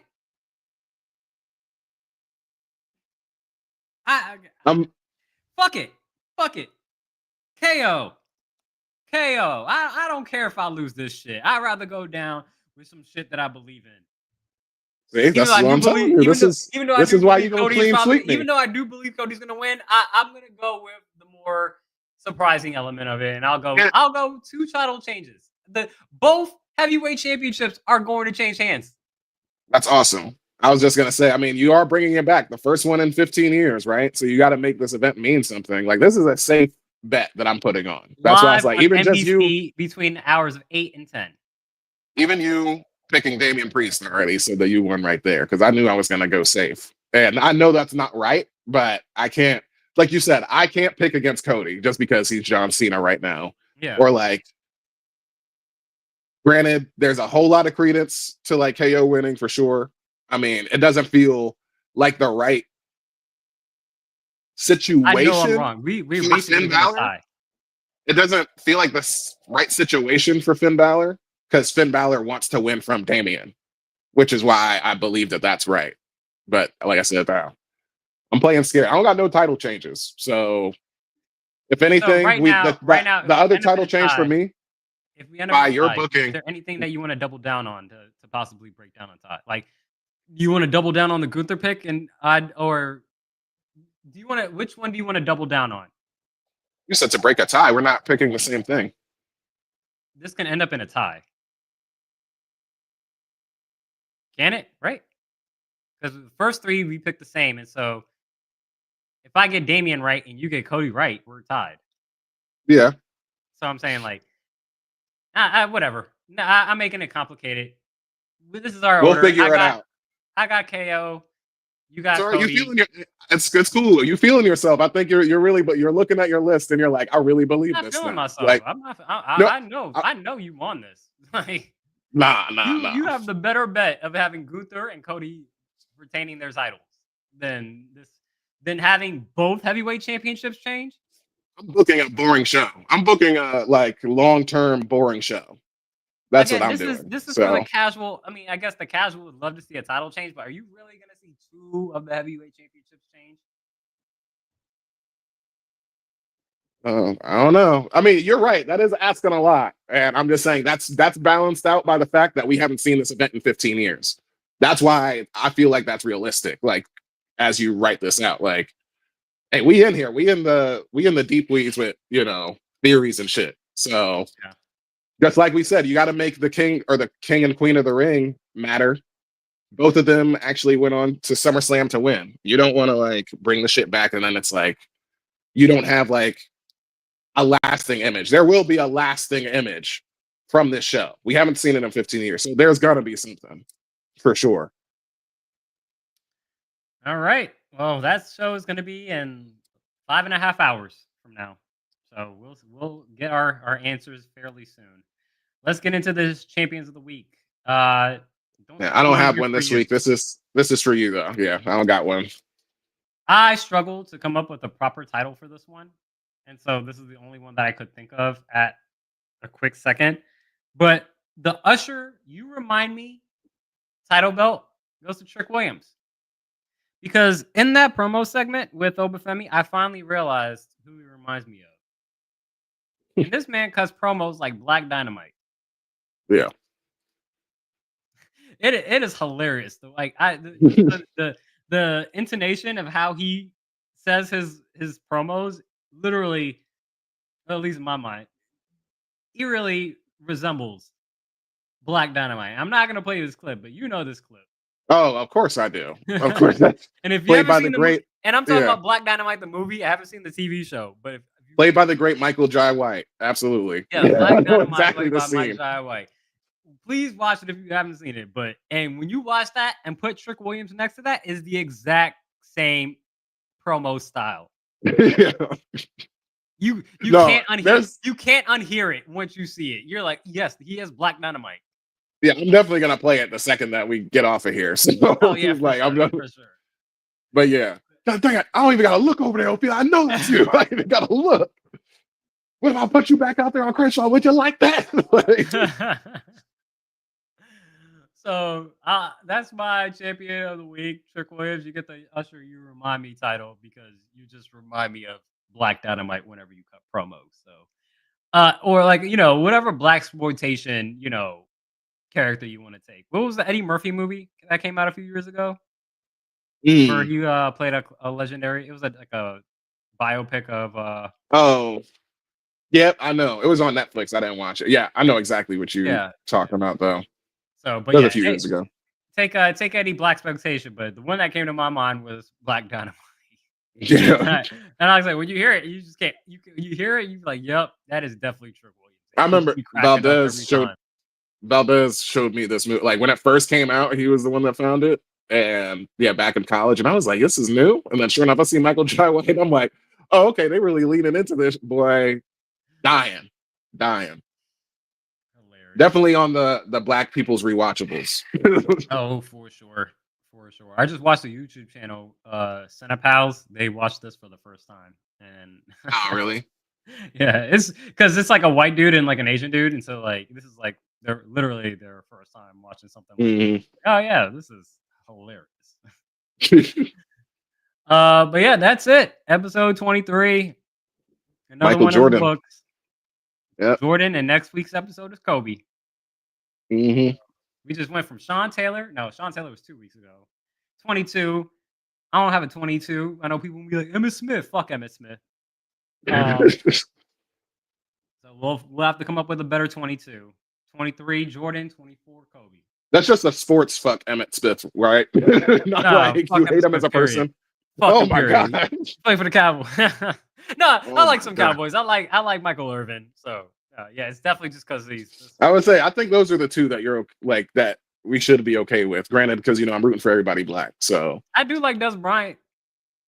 Even when he's on the there you Cowboys, go. I like Saquon. I'm like, Yeah. God damn it. Can't you just leave the fucking division? Hey, God no, damn it. no. Like, You're like you thought he was gonna leave.